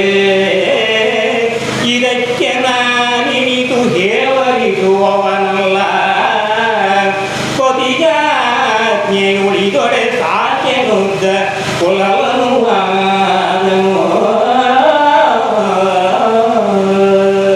ಅವಳ ಮಾತುಗಳನ್ನು ಕೇಳಿ ಹರಿಶ್ಚಂದ್ರ ಹೋಹರಿಬಿಟ್ಟ. ಅವನಿಗೆ ಇಷ್ಟೊತ್ತಿನ ತನಕ ಈ ಹೆಣ್ಣು ಯಾರು, ಎಂಥ ಅಪರಾಧ ಮಾಡಿದ್ದ ಎಂಥದ್ದು ಗೊತ್ತಿಲ್ಲ. ಒಂದು ಹೆಂಗಸನ್ನು ಕಳಿಸ್ತಾರೆ, ನೀನು ತಲೆ ಕಡಿಬೇಕು, ಇಷ್ಟೇ ಅವನಿಗಿರುವಂಥ ಆಜ್ಞೆ. ಯಾವಾಗ ಇವಳ ಬಾಗಿದ್ದ ಹರಿಶ್ಚಂದ್ರನ ಸತ್ಯ ಉಳಿಯಲಿ ವಿಶ್ವಾಮಿತ್ರ ನಿತ್ಯನಾಗಲಿ ಎನ್ನುವ ಮಾತು ಬಂತೋ ಆಗ ಗೊತ್ತಾಗುತ್ತೆ ಇದು ಬೇರೆ ಯಾರು ಅಲ್ಲ, ತನ್ನ ಹೆಂಡತಿಯಾದಂಥ ಚಂದ್ರಮತಿಯೇ ಅಂತ. ಆ ಮಾತನ್ನು ಕೇಳಿ ಹೌಹಾರಿಬಿಟ್ಟಂತೆ. ಅದರ ಜೊತೆಗೆ ಅವನಿಗೆ ವಿಧಿಯ ಈ ಚೋದ್ಯವನ್ನು ನೋಡಿ ಅನ್ನಿಸ್ತಂತೆ. ವಿಧಿಯ ಮುಳಿಸೋ, ವಿಧಿ ತನ್ನ ಮೇಲೆ ಇಷ್ಟೂ ನಿರ್ದಯವಾಗಿ ಬಿಟ್ಟಿದೆಯಾ? ಓದಿರಲು ನನ್ನ ಸುತನ ಶವವನ್ನು ತೋರಿಸಿದೆ. ಈಗ ನನ್ನ ಕಣ್ಣು ಮುಂದೆ ನನ್ನ ಹೆಂಡತಿಯನ್ನಿಟ್ಟು ಕೈಯಲ್ಲಿರುವ ಕತ್ತಿಯಿಂದ ಅವಳ ತಲೆ ಕಡಿಯುವ ಹಾಗೆ ಮಾಡಿದೆ. ಎಂತಹ ಪರೀಕ್ಷೆಯನ್ನು ನೀನು ಮಾಡ್ತಾ ಇದ್ದೀ? ಆದರೆ ನಾನು ಒಂದಿನಿತೂ ಹೇಸುವವನೇ ಅಲ್ಲ. ಪತಿಯಾಜ್ಞೆ ಉಳಿದರೆ ಸಾಕು. ನನ್ನ ಒಡೆಯನಿಗೆ ಒಂದು ಮಾತು ಕೊಟ್ಟಿದ್ದೇನೆ, ಆ ಮಾತು ಉಳಿಬೇಕು, ಸತ್ಯ ಉಳಿಬೇಕು. ಅದನ್ನು ಬಿಟ್ಟರೆ ಮಗನ ಸಾವು, ಹೆಂಡತಿಯ ಸಾವು, ಈ ಯಾವ ಭಾವ ವಿಕಾರಕ್ಕೆ ತಾನು ಒಳಗಾಗುವನಲ್ಲ ಅಂತ ಹೇಳಿ ಕೊಲಲನುವಾದನು. ಇದು ಅವನಿಗೆ ಗೊತ್ತಾಯಿತು. ಇಷ್ಟೂ ಪರೀಕ್ಷೆಯನ್ನು ಮಾಡ್ತಾ ಇರುವಂಥ ವಿಶ್ವಾಮಿತ್ರನಿಗೆ ಗೊತ್ತಾಯಿತು. ಇನ್ನು ಹೊಡೆದು ಬಿಟ್ಟರೆ ಚಂದ್ರಮತಿ ಸತ್ತರೆ ಪರೀಕ್ಷೆ ಮಾಡಲಿಕ್ಕೆ ಏನಿದೆ ಇನ್ನು ಅಂತ ಹೇಳಿ ಕೊನೆಯ ಬಾರಿ ಅಂತೇಳಿ ಮತ್ತೊಮ್ಮೆ ಪ್ರಲೋಭನೆಯನ್ನು ಮಾಡಲಿಕ್ಕೆ ವಿಶ್ವಾಮಿತ್ರ ಪ್ರತ್ಯಕ್ಷನಾಗಿಬಿಟ್ಟ. ಅವನು ಹೇಳ್ತಾನಂತೆ, ವಿಶ್ವಾಮಿತ್ರ ಮನದ ಚಿಂತೆಯನೊಳಿದು ಒಡೆಯಲನುವಾದ ಭೂಪನ ಭಾವನು ಕಂಡು ಒಡೆಯಬೇಡ ಎನ್ನ ನಂದನೆಯನು ಮುರುವೆಯಾದಡೆ ಸತ್ತ ಮಗನೆತ್ತುವೆನು ಇವಳ ತಲೆಗಾವೆನು ವಿನಯದಿ ಕೊಂಡ ಧನಮಂ ಕೊಟ್ಟು ನಿನ್ನ ಬಂಧನ ಮೋಕ್ಷಮಂ ಮಾಡಿ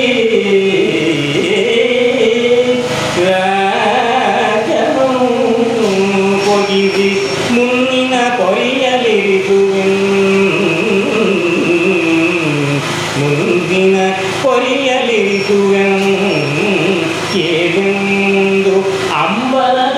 ಎಂದು ವಿಶ್ವಾಮಿತ್ರನು.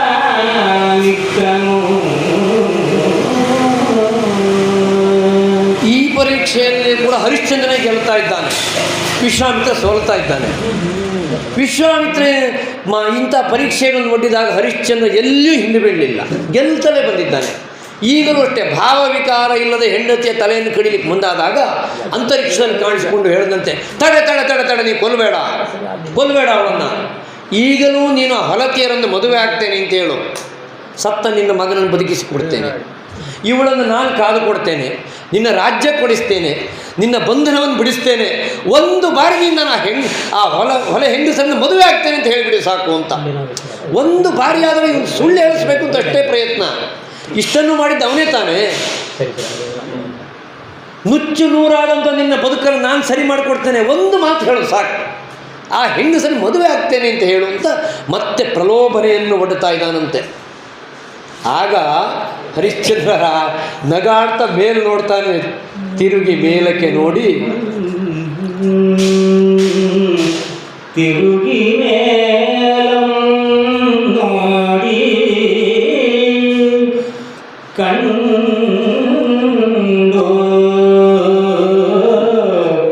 ಇದೇ ಮುನಿ ನಿಮ್ಮ ಹಿರಿಯ ತನಕಿ ಮಾತು ಯೋಗ್ಯವೇ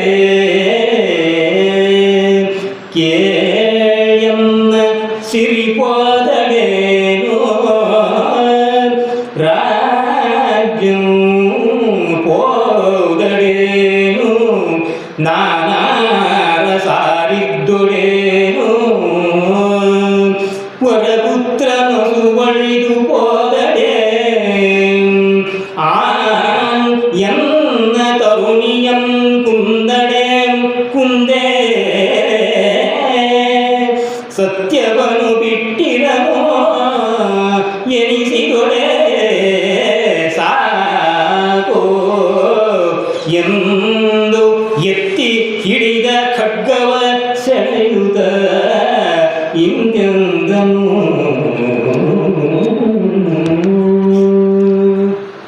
ತಿರುಗಿ ಮೇಲಕ್ಕೆ ನೋಡಿ ವಿಶ್ವಾಮಿತ್ರ ಮುನಿಗೆ ಹೇಳ್ತಾನಂತೆ, ಎಲೆ ಮುನಿಯೇ, ಯೋಗ್ಯವೇ, ನಿಮ್ಮ ವ್ಯಕ್ತಿತ್ವಕ್ಕೆ ಈ ಮಾತು ಯೋಗ್ಯವೇ? ಒಬ್ಬನು ಧರ್ಮವನ್ನು ಆಚರಿಸ್ತೇನೆ ಅಂತ ಹೇಳಿದ್ರೆ ಮುನಿಯಾಗಿ ನೀವು ಅವನು ಬೆಂತಟ್ಟಬೇಕು.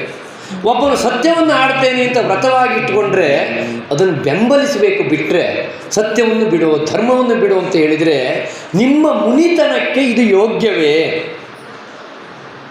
ಏನಾಗಿದೆ ನನಗೀಗ? ಸಿರಿ ಹೋದಡೇನು, ರಾಜ್ಯ ಹೋದ್ರೇನು, ಮಗ ಸತ್ರೇನು, ಈಗ ಹೆಂಡತಿ ಸತ್ರೇನು, ನನಗೇನೂ ಆಗಲಿಲ್ಲ. ನೀವು ನನ್ನನ್ನು ಪರೀಕ್ಷಿಸಲಿಕ್ಕೆ ಬಂದಾಗ ಇದ್ದಂಥ ಹರಿಶ್ಚಂದ್ರನೇ ನಾನಿದ್ದೇನೆ. ಇವೆಲ್ಲ ಯಾವುದೂ ಶಾಶ್ವತವಾದ್ದೇ ಅಲ್ಲ. ಏನಾದರೂ ನಾನು ಧರ್ಮವನ್ನು ತಪ್ಪಿದರೆ ಅದು ಕುಂದು. ಸಿರಿಪೋದಡೇನು ಕುಂದೆ, ಆ ಕುಂದೆ ಎನ್ನುವ ಒಂದು ಶಬ್ದವನ್ನು ಕೊನೆಗೆ ಇಟ್ಬಿಟ್ಟಿದ್ದಾನೆ. ಸಿರಿ ಹೋದ್ರೇನು, ಹೆಂಡತಿ ಸತ್ರೇನು, ಮಗ ಸತ್ರೇನು, ರಾಜ್ಯ ಹೋದ್ರೇನು, ಕುಂದೆ. ಅದು ಯಾವುದೂ ಕುಂದಲ್ಲ. ಕುಂದು ಯಾವುದು ಅಂತ ಕೇಳಿದರೆ ಧರ್ಮವನ್ನು ಬಿಟ್ಟರೆ ಕುಂದು, ಸತ್ಯವನ್ನು ಬಿಟ್ಟರೆ ಕುಂದು. ಹೇಳಿ, ಈಗಲೂ ಹೇಳಿ, ಸತ್ಯವನ್ನು ಬಿಡಲಿಲ್ಲ ಹರಿಶ್ಚಂದ್ರ ಅಂತ ನೀವು ಹೇಳಿ ಅಂತ ಹೇಳಿ ಮತ್ತೆ ಪಂಥಾಹ್ವಾನವನ್ನು ಮಾಡ್ತಾನೆ. ನೀವು ಅಷ್ಟು ಹೇಳಿದ್ರೆ ಸಾಕು, ನನಗೆ ಹರಿಶ್ಚಂದ್ರ ಸತ್ಯವನ್ನು ಬಿಡಲಿಲ್ಲ ಹೇಳಿದ್ರೆ ಸಾಕು, ರಾಜ್ಯ ಕೊಡ್ತೇನೆ, ಸುಳ್ಳು ಹೇಳು, ಕೋಶ ಕೊಡ್ತೇನೆ, ಹೆಂಡತಿ ಮಕ್ಕಳನ್ನು ಬದುಕಿಸ್ತೇನೆ. ಇದೆಲ್ಲ ಏನು ಮಾತು ಅಂತ ನನ್ನಲ್ಲಿ ಆಡ್ತೀರಿ? ಒಂದಷ್ಟು ಕಷ್ಟ ನಷ್ಟ ನಾನು ಕಂಡ್ರೆ ನಿಮ್ಮಿಂದ ಆದದ್ದು ಅಂತ ನಾನು ತಿಳಿಯೋದಿಲ್ಲ. ಇದೆಲ್ಲ ಎನ್ನ ದುಷ್ಕರ್ಮ ವಶದಿಂದಾದ ಕರ್ಮ. ನನ್ನ ಹಣೆ ಬರ ಹೀಗಿತ್ತು, ಇದಾಯಿತು ಅಂತ ನಾನು ತಿಳಿತೇನೆ ಅಷ್ಟೇ. ಈಗ ಏನು ಹೇಸಿಗೆಯಾ? ಹೆಂಡತಿಯ ತಲೆ ಕಡಿದ್ರೆ ಹೇಸಿಗೆಯೋ? ಹೇಗೂ ಹೊಲೆನಾಗಿ ಬಿಟ್ಟಿದ್ದೇನೆ. ಈಗ ಸತಿಗಿತಿಯ ಕೊಲೆಗೆ ಹೇಸಿ ಬೆನ್ನೀವೇನೆ, ಹೊಲೆಯನಾದವನಿನ್ನು. ನಾನು ಈಗಾಗಲೇ ಹೊಲೆನಾಗಿಬಿಟ್ಟಿದ್ದೇನೆ, ಇನ್ನು ಹೇಸಿಗೆ ಅಂತದ್ದು. ಆದ್ದರಿಂದ ನಾನು ವಿಚಲಿತನಾಗೋದಿಲ್ಲ. ನೀವು ಇದನ್ನು ತೋರಿ ನನ್ನನ್ನು ಸಿಕ್ಕಿಸ ಬಂದರೆ ಇದಕ್ಕೆ ನಾನು ಸಿಗುವವನಲ್ಲ, ನಾನು ಸತ್ಯವನ್ನು ಬಿಡೋದಿಲ್ಲ ಅಂತ ಹೇಳಿ ಹೊಡೆಯಲು ಅನುವಾದನ್. ಯಾರಿವನೀಗ? ಹರಿಶ್ಚಂದ್ರ ಅಲ್ಲ. ಈ ಕಾವ್ಯದ ಒಂದು ವಿಶೇಷವಾದ ಶಬ್ದ ನನ್ನಿಕಾರಂ. ನನ್ನಿ ಅಂತೇಳಿ ಸತ್ಯ, ಸ್ಮಶಾನದ ಕಾವಲುಗಾರ ಸ್ಮಶಾನವನ್ನು ಮಾತ್ರ ಕಾಯುವವನಲ್ಲ, ಸತ್ಯವನ್ನು ಕಾಯ್ತಾ ಇದ್ದಾನೆ. ನೋಡುವವರ ಕಣ್ಣಿಗೆ ಸ್ಮಶಾನದ ಕಾವಲುಗಾರ. ಆದರೆ ಕಾವ್ಯದಲ್ಲಿ ರಾಘವಾಂಕನ ಬಾಯಲ್ಲಿ ನನ್ನಿಕಾರ, ಸತ್ಯವನ್ನು ಆಡುವ, ನುಡಿಯುವ, ರಕ್ಷಿಸುವ ಈ ನನ್ನಿಕಾರಂ ಫಡ ಫಡ ಅಂತ ಹೇಳಿ ಆ ವಧುವಿನ ಬಳಿ ಬಂದು ಹೊಡೆದಂ ಹೊಡೆದಂ ಹೊಡೆದಂ. ಆದರೆ ಒಂದು ಚೋದ್ಯ ಅಂತ ಹೇಳಿದರೆ, ಆ ಹೊಡೆದ ಕಡುಗದ ಬಾಯಲ್ಲಿ ಹೊಡೆದ ಕಡುಗದ ಬಾಯ ಕಡೆಯ ಹೊಡೆಗಳ ನಂತು,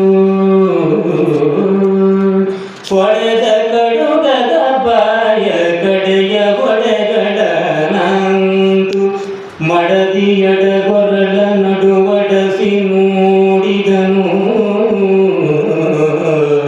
ಮಡದಿಯ ಎಡಗೊರಳ ನಡುವಡಸಿ ಮೂಡಿದನು, ಕೆಂಜಡೆಯ ಶಶಿಕಳೆಯ ಸುರನದಿಯ ಬಿಸಿಗಣ್ಣ ಪಣಿಗುಂಡಲದ ಪಂಚಮುಖದ ಎಡದ ಗಿರಿಜಯ ತಳಿತದ ಶಕುಲದ ಪುಲಿದೊಡನೆ ಮುಡುಗೆಯ ಮಹಾವಿಷ್ಣು ನಯನವೇರಿಸಿದ ಕೆಂಜಡೆಯ ಶಶಿಕಳೆಯ ಸುರನದಿಯ ಬಿಸಿಗಣ್ಣ ಫಣಿಗುಂಡಲದ ಪಂಚಮುಖದ ಎಡದ ಗಿರಿಜಯ ತಳಿತದ ಶಕುಲದ ಪುಲಿದೊಡನೆ ಮುಡುಗೆಯ ಮಹಾವಿಷ್ಣು ನಯನವೇರಿಸಿದ ಮೆಲ್ಲಡಿಯ ಕಾಶಿ ರಮಣ ವಿಶ್ವನಾಥಂ, ಸುರರ ಮೆರವೇ ಜಯ ಜಯ ಜಯ ಜಯ ವೆನುತಿರೆ, ಮೆಲ್ಲಡಿಯ ಕಾಶಿ ರಮಣ ವಿಶ್ವನಾಥಂ,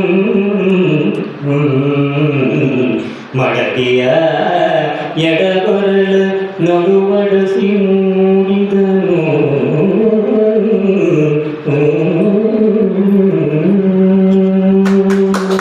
ಎತ್ತಿದ ಖಡ್ಗದಿಂದ ಚಂದ್ರಮತಿಯ ನೆತ್ತಿಯ ಮೇಲೆ ಹೊಡೆದರೆ ಅಲ್ಲೊಂದು ಅಚ್ಚರಿಯಾಯಿತು. ಹೊಡೆದ ಖಡ್ಗದ ಬಾಯಲ್ಲಿ ಕಾಶೀರಮಣನಾದಂಥ ವಿಶ್ವನಾಥ ಮೂಡಿಬಿಟ್ನಂತೆ. ಹರಿತವಾದಂಥ ಖಡ್ಗದಿಂದ ಚಂದ್ರಮತಿಯ ಆ ನೆತ್ತಿ ಇಬ್ಬಾಗ ಆಗುವುದು ಬದಲಿಗೆ ಕಾಶೀರಮಣ ಅಂತ ವಿಶ್ವೇಶ್ವರ ಕಾಣಿಸಿಕೊಂಡು ಬಿಟ್ಟ. ಅಲ್ಲಿ ವಿಶ್ವೇಶ್ವರನ ಸಾಕ್ಷಾತ್ಕಾರ ಆಗಿ ಹೋಯಿತು. ಶೈವ ಪರಂಪರೆಯ ಕವಿ ರಾಘವಾಂಕ ಆ ಶಿವ ಪ್ರತ್ಯಕ್ಷ ಆಗುವಾಗ ಎಲ್ಲ ನೈಪುಣ್ಯವನ್ನು, ಎಲ್ಲ ಲಯಗಾರಿಕೆಯನ್ನು, ಕುಸುರಿ ಕೆಲಸವನ್ನು ಮಾಡ್ತಾನೆ. ಕೆಂಜಡೆಯ ಶಶಿಕಳೆಯ ಸುರನದಿಯ ಬಿಸಿಗಣ್ಣ ಫಣಿಕುಂಡಲದ ಪಂಚಮುಖದ ಯಾವುದೆಲ್ಲ ಆ ಪರಮೇಶ್ವರನ ಲಕ್ಷಣಗಳಿದ್ದಾವೋ ಅದನ್ನೆಲ್ಲ ಇಲ್ಲಿ ತರ್ತಾನೆ. ಸ್ವಲ್ಪ ಹೊತ್ತಿನ ಮೊದಲು ಆ ಈಶ್ವರ ಹೀಗೆಲ್ಲ ಇದ್ದಾನೆ ಎನ್ನುವ ಒಂದು ಪದ್ಯವನ್ನು ಬರೆದಿದ್ದ. ಯಾವತ್ತೂ ಭಗವಂತನಿಗೆ ನಿಂದಾಸ್ತುತಿ ಅಂತಲೂ ಒಂದಿದೆ, ಆಮೇಲೆ ಭಕ್ತಿಯ ಸ್ತುತಿ ಅಂತಲೂ ಇದೆ. ಅದು ಪರಮೇಶ್ವರನ ನಿಂದನೆ ಮಾಡಿದ್ದಲ್ಲ. ಹಾಗಂತ ಶುದ್ಧವಾದಂಥ ಭಕ್ತಿಯಿಂದ ಪದಗಳನ್ನು ಬಳಕೆ ಮಾಡಿಕೊಂಡು ಹೀಗೆ ಹೇಳ್ತಾ ಇದ್ದಾನೆ. ಆ ಪರಮೇಶ್ವರನ ಎಲ್ಲ ಲಕ್ಷಣಗಳು, ಕೆಂಜಡೆ, ಶಶಿಕಳೆ, ಸುರನದಿ, ಬಿಸಿಗಣ್ಣ, ಒಂದೊಂದು ಚಮತ್ಕಾರದ ಪದಪುಂಜಗಳು. ಹಾಗಿರುವಂತಹ ಕಾಶೀರಮಣನಾದಂಥ ವಿಶ್ವನಾಥ, ಈ ಕಾಶೀರಮಣನಾದಂಥ ವಿಶ್ವಾಮಿತ್ರ ಅಂತ ಹೇಳಿ ಶೈವ ಪರಂಪರೆಯ ಕವಿ ಹೊಗಳುವಾಗ ಮಧ್ಯೆ ಒಂದು ಈ ವಿಷ್ಣುವಿನ ಭಕ್ತರಿಗೂ ಪ್ರಿಯವಾಗುವಾಗೆ ಮಹಾವಿಷ್ಣುವಿನ ಹೆಸರನ್ನು ತಂದಿಟ್ಟುಬಿಡ್ತಾನೆ. ಮಹಾವಿಷ್ಣು ನಯನವೇರಿಸಿದ ಮೆಲ್ಲಡಿಯ ಕಾಶೀರಮಣ. ಇದರ ಕಥೆ ಬೇರೆ ಇದೆ, ನಮ್ಮ ವೈದಿಕ ಪರಂಪರೆ ಮೂಲದಲ್ಲಿ ಇಲ್ಲ. ಬೇರೆಡೆಯಲ್ಲಿ ನಾನು ಸಂಗ್ರಹ ಮಾಡಿದ್ದು. ಒಂದು ಸಾರಿ 1000 ಕಮಲಗಳನ್ನು ಇಟ್ಟುಕೊಂಡು ವಿಷ್ಣು ಪರಮೇಶ್ವರನ ಪಾದಪೂಜೆಯನ್ನು ಮಾಡ್ತಾ ಇರ್ತಾನಂತೆ. ಆಗ ಯಾರೋ ಕುತಂತ್ರ ಮಾಡಿ ಒಂದು ಕಮಲವನ್ನು ತೆಗೆದು ಬಿಡ್ತಾರೆ. 999 ಆಯಿತು, 1000ದ ಹೆಸರು ಹೇಳಿದ್ರೆ ಕಮಲ ಇಲ್ಲ ಅಲ್ಲಿ. ಆಗ ವಿಷ್ಣು ಪಕ್ಕನೆ ತನ್ನ ನಯನವನ್ನು ತೆಗೆದು ವಿಷ್ಣುವಿನ ಪಾದಕಮಲ, ಕರಕಮಲ, ನಯನ ಕಮಲ ಎಲ್ಲವೂ ಕಮಲವಾಗಿರುವಂತಹ ಆ ಒಂದು ನಯನ ಕಮಲವನ್ನು ಅಲ್ಲಿ ಹಾಕಿಬಿಡುತ್ತಾನಂತೆ. ಮಹಾವಿಷ್ಣು ನಯನವೇರಿಸಿದ ಮೆಲ್ಲಡಿಯ ಹೇಳುವುದು ಒಂದು ಕಥೆ ಅದು. ಇಂತಹ ಮಹಾವಿಷ್ಣು ನಯನ ಕಮಲವನ್ನಿಟ್ಟಂತಹ ಆ ಮೆಲ್ಲಡಿಯ ವಿಶ್ವನಾಥ ಸುರ ನೆರವಿ ಜಯ ಜಯ ಜಯ ಎನ್ನುತ್ತೀರೆ. ಅವರಿಗೆಲ್ಲ ಗೊತ್ತಾಗ್ಬಿಟ್ಟಿದೆ ದೇವರಿಗೆ ಬಂದದ್ದು. ಸುರರೆಲ್ಲ ಜಯ ಜಯ ಅಂತ ಹೇಳ್ತಾ ಇದ್ದಾರಂತೆ. ಆ ಹೊತ್ತಿನಲ್ಲಿ ವಿಶ್ವೇಶ್ವರನ ಸಾಕ್ಷಾತ್ಕಾರ ಆಯಿತು. ಬರೀ ವಿಶ್ವೇಶ್ವರ ಒಬ್ಬನೇ ಬಂದ ಅಲ್ಲ, ಇನ್ನು ಉದ್ದನೆ ಪಟ್ಟಿ ಉಂಟು. ಅದನ್ನು ಸೀತಾರಾಮರಾಯರ ನೇರ ಶಿಷ್ಯರಾದಂಥ ನರಹರಿ ಶರ್ಮರು ಸೀತಾರಾಮರಾಯರ ಛಾಯೆಯಲ್ಲೇ ಹೇಳ್ತಾರೆ. ಮುರಹರಂ ಬಂದನ್ ಮುರಗರಂ ಬಂದನಬ್ಜಾಸನಂ ಬಂದನ ಮರಡಬರಂ ಬಂದನ ಗಜಾವಿತಂ ಬಂದನ ಈಶ್ವರ ಸುತಂ ಬಂದನು ಈರಾರು ರವಿಗಳು ಬಂದರು ಇಕ್ಷುವೋ ದಂಡ ಬಂದ ಸೂಜಿರ ನವಗ್ರಹಗಳು ಬಂದರು ಐದುವ ಅವಸರಗಳು ಅವರಿವರೆಂದರೆ ಇನ್ನು ಸೌವದೇವರು ಬಂದರು ಅಪ್ರತಿಮ ದೇವಾಧಿದೇವ ಪಂಪಾ ವಿರೂಪಾಕ್ಷನಿಗೆ ಪಂಪಾ ವಿರೂಪಾಕ್ಷನಿಗೆ ಸೌವದೇವರು ಬಂದರು.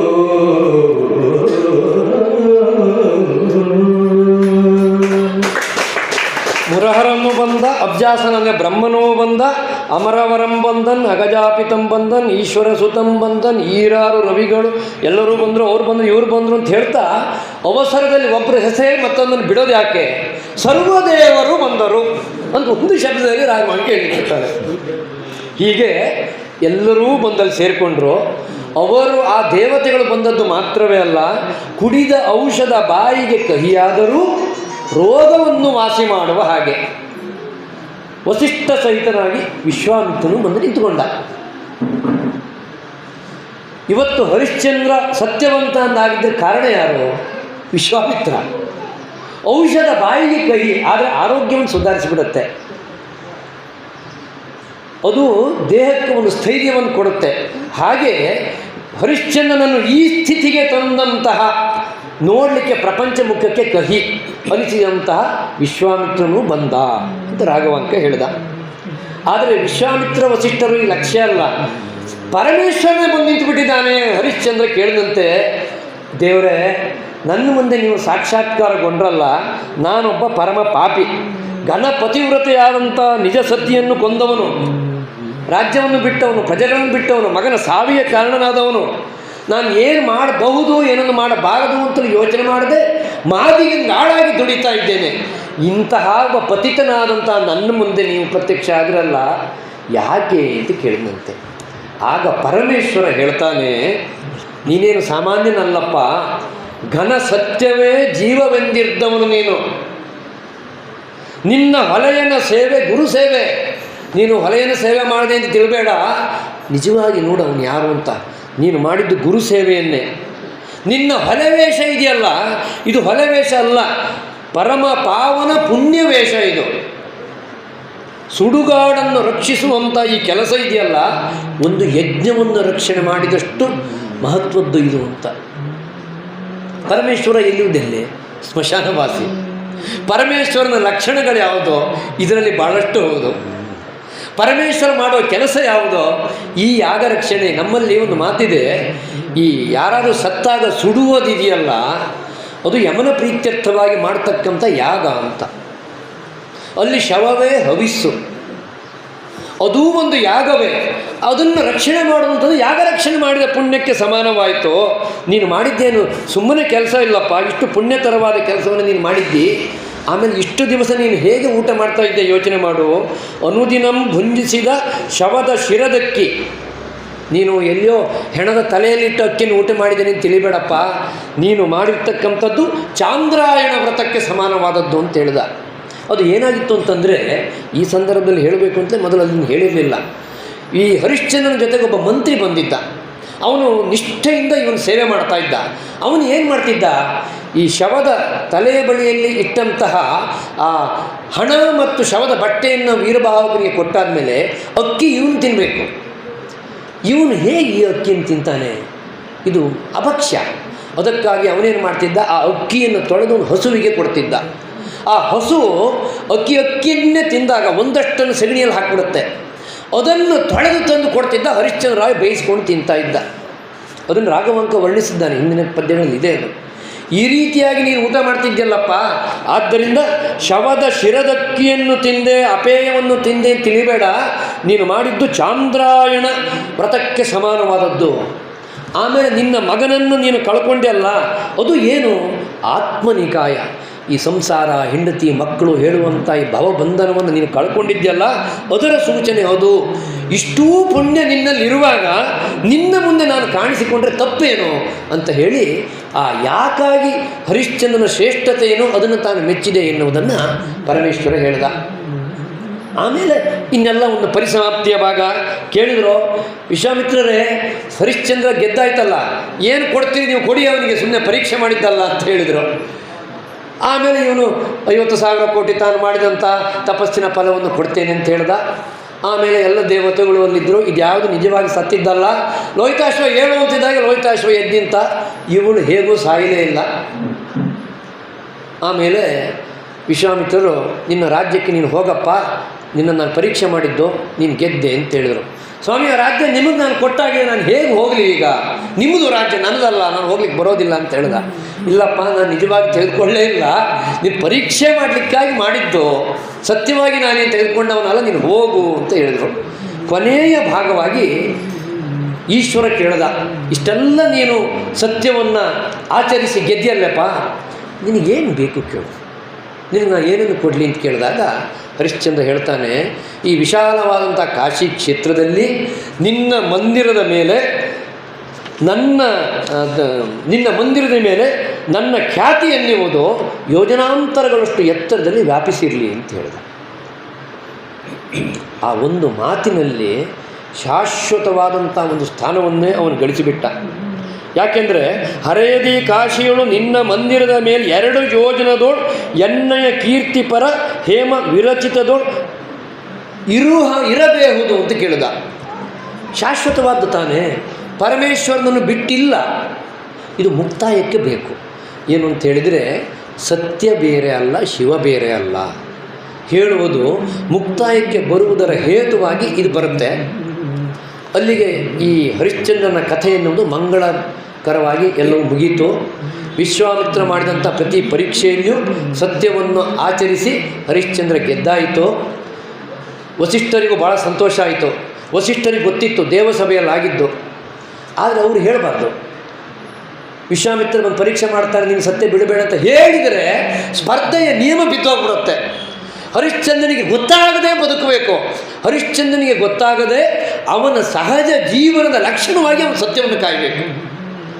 ಈಗ ತಮ್ಮ ಶಿಷ್ಯ ಗೆದ್ದಿದ್ದಾನೆ ಎನ್ನುವ ಸಂತೋಷದಲ್ಲಿ ವಸಿಷ್ಠರು ಇದ್ದಾರೆ, ಎಲ್ಲರೂ ಇದ್ದಾರೆ. ಕಥೆಗೆ ಮಂಗಳವಾಗಿದೆ. ಕಥೆಯ ಮುಕ್ತಾಯದಲ್ಲಿ ಸತ್ಯ ಬೇರೆ ಅಲ್ಲ, ಶಿವ ಬೇರೆ ಅಲ್ಲ ಎನ್ನುವ ಪದ್ಯದೊಂದಿಗೆ ಇವತ್ತಿನ ಗಮಕ ಕಾರ್ಯಕ್ರಮವನ್ನು ನಾವು ಮುಗಿಸ್ತೇವೆ.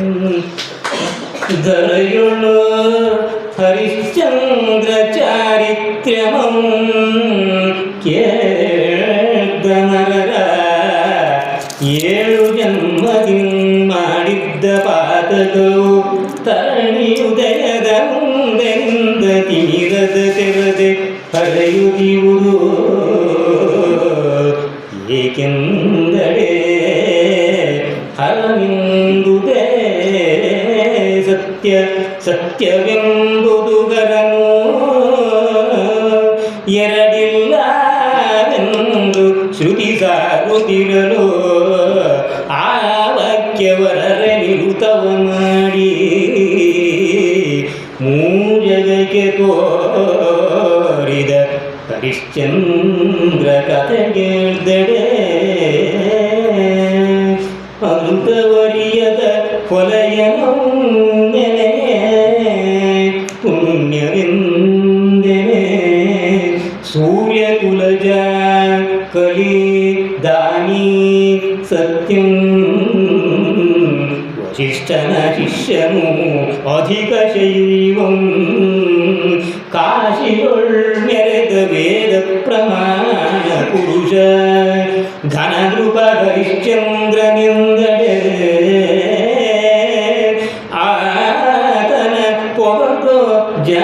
ಬದುಕಬೇಕೆಂದು ಕಾವ್ಯಮುಖದಿಂ ಕೆದ್ದ ನನಪೇಕ್ಷೆಯಿಂದ ಕವಿರಾಘವಾಂಕಂ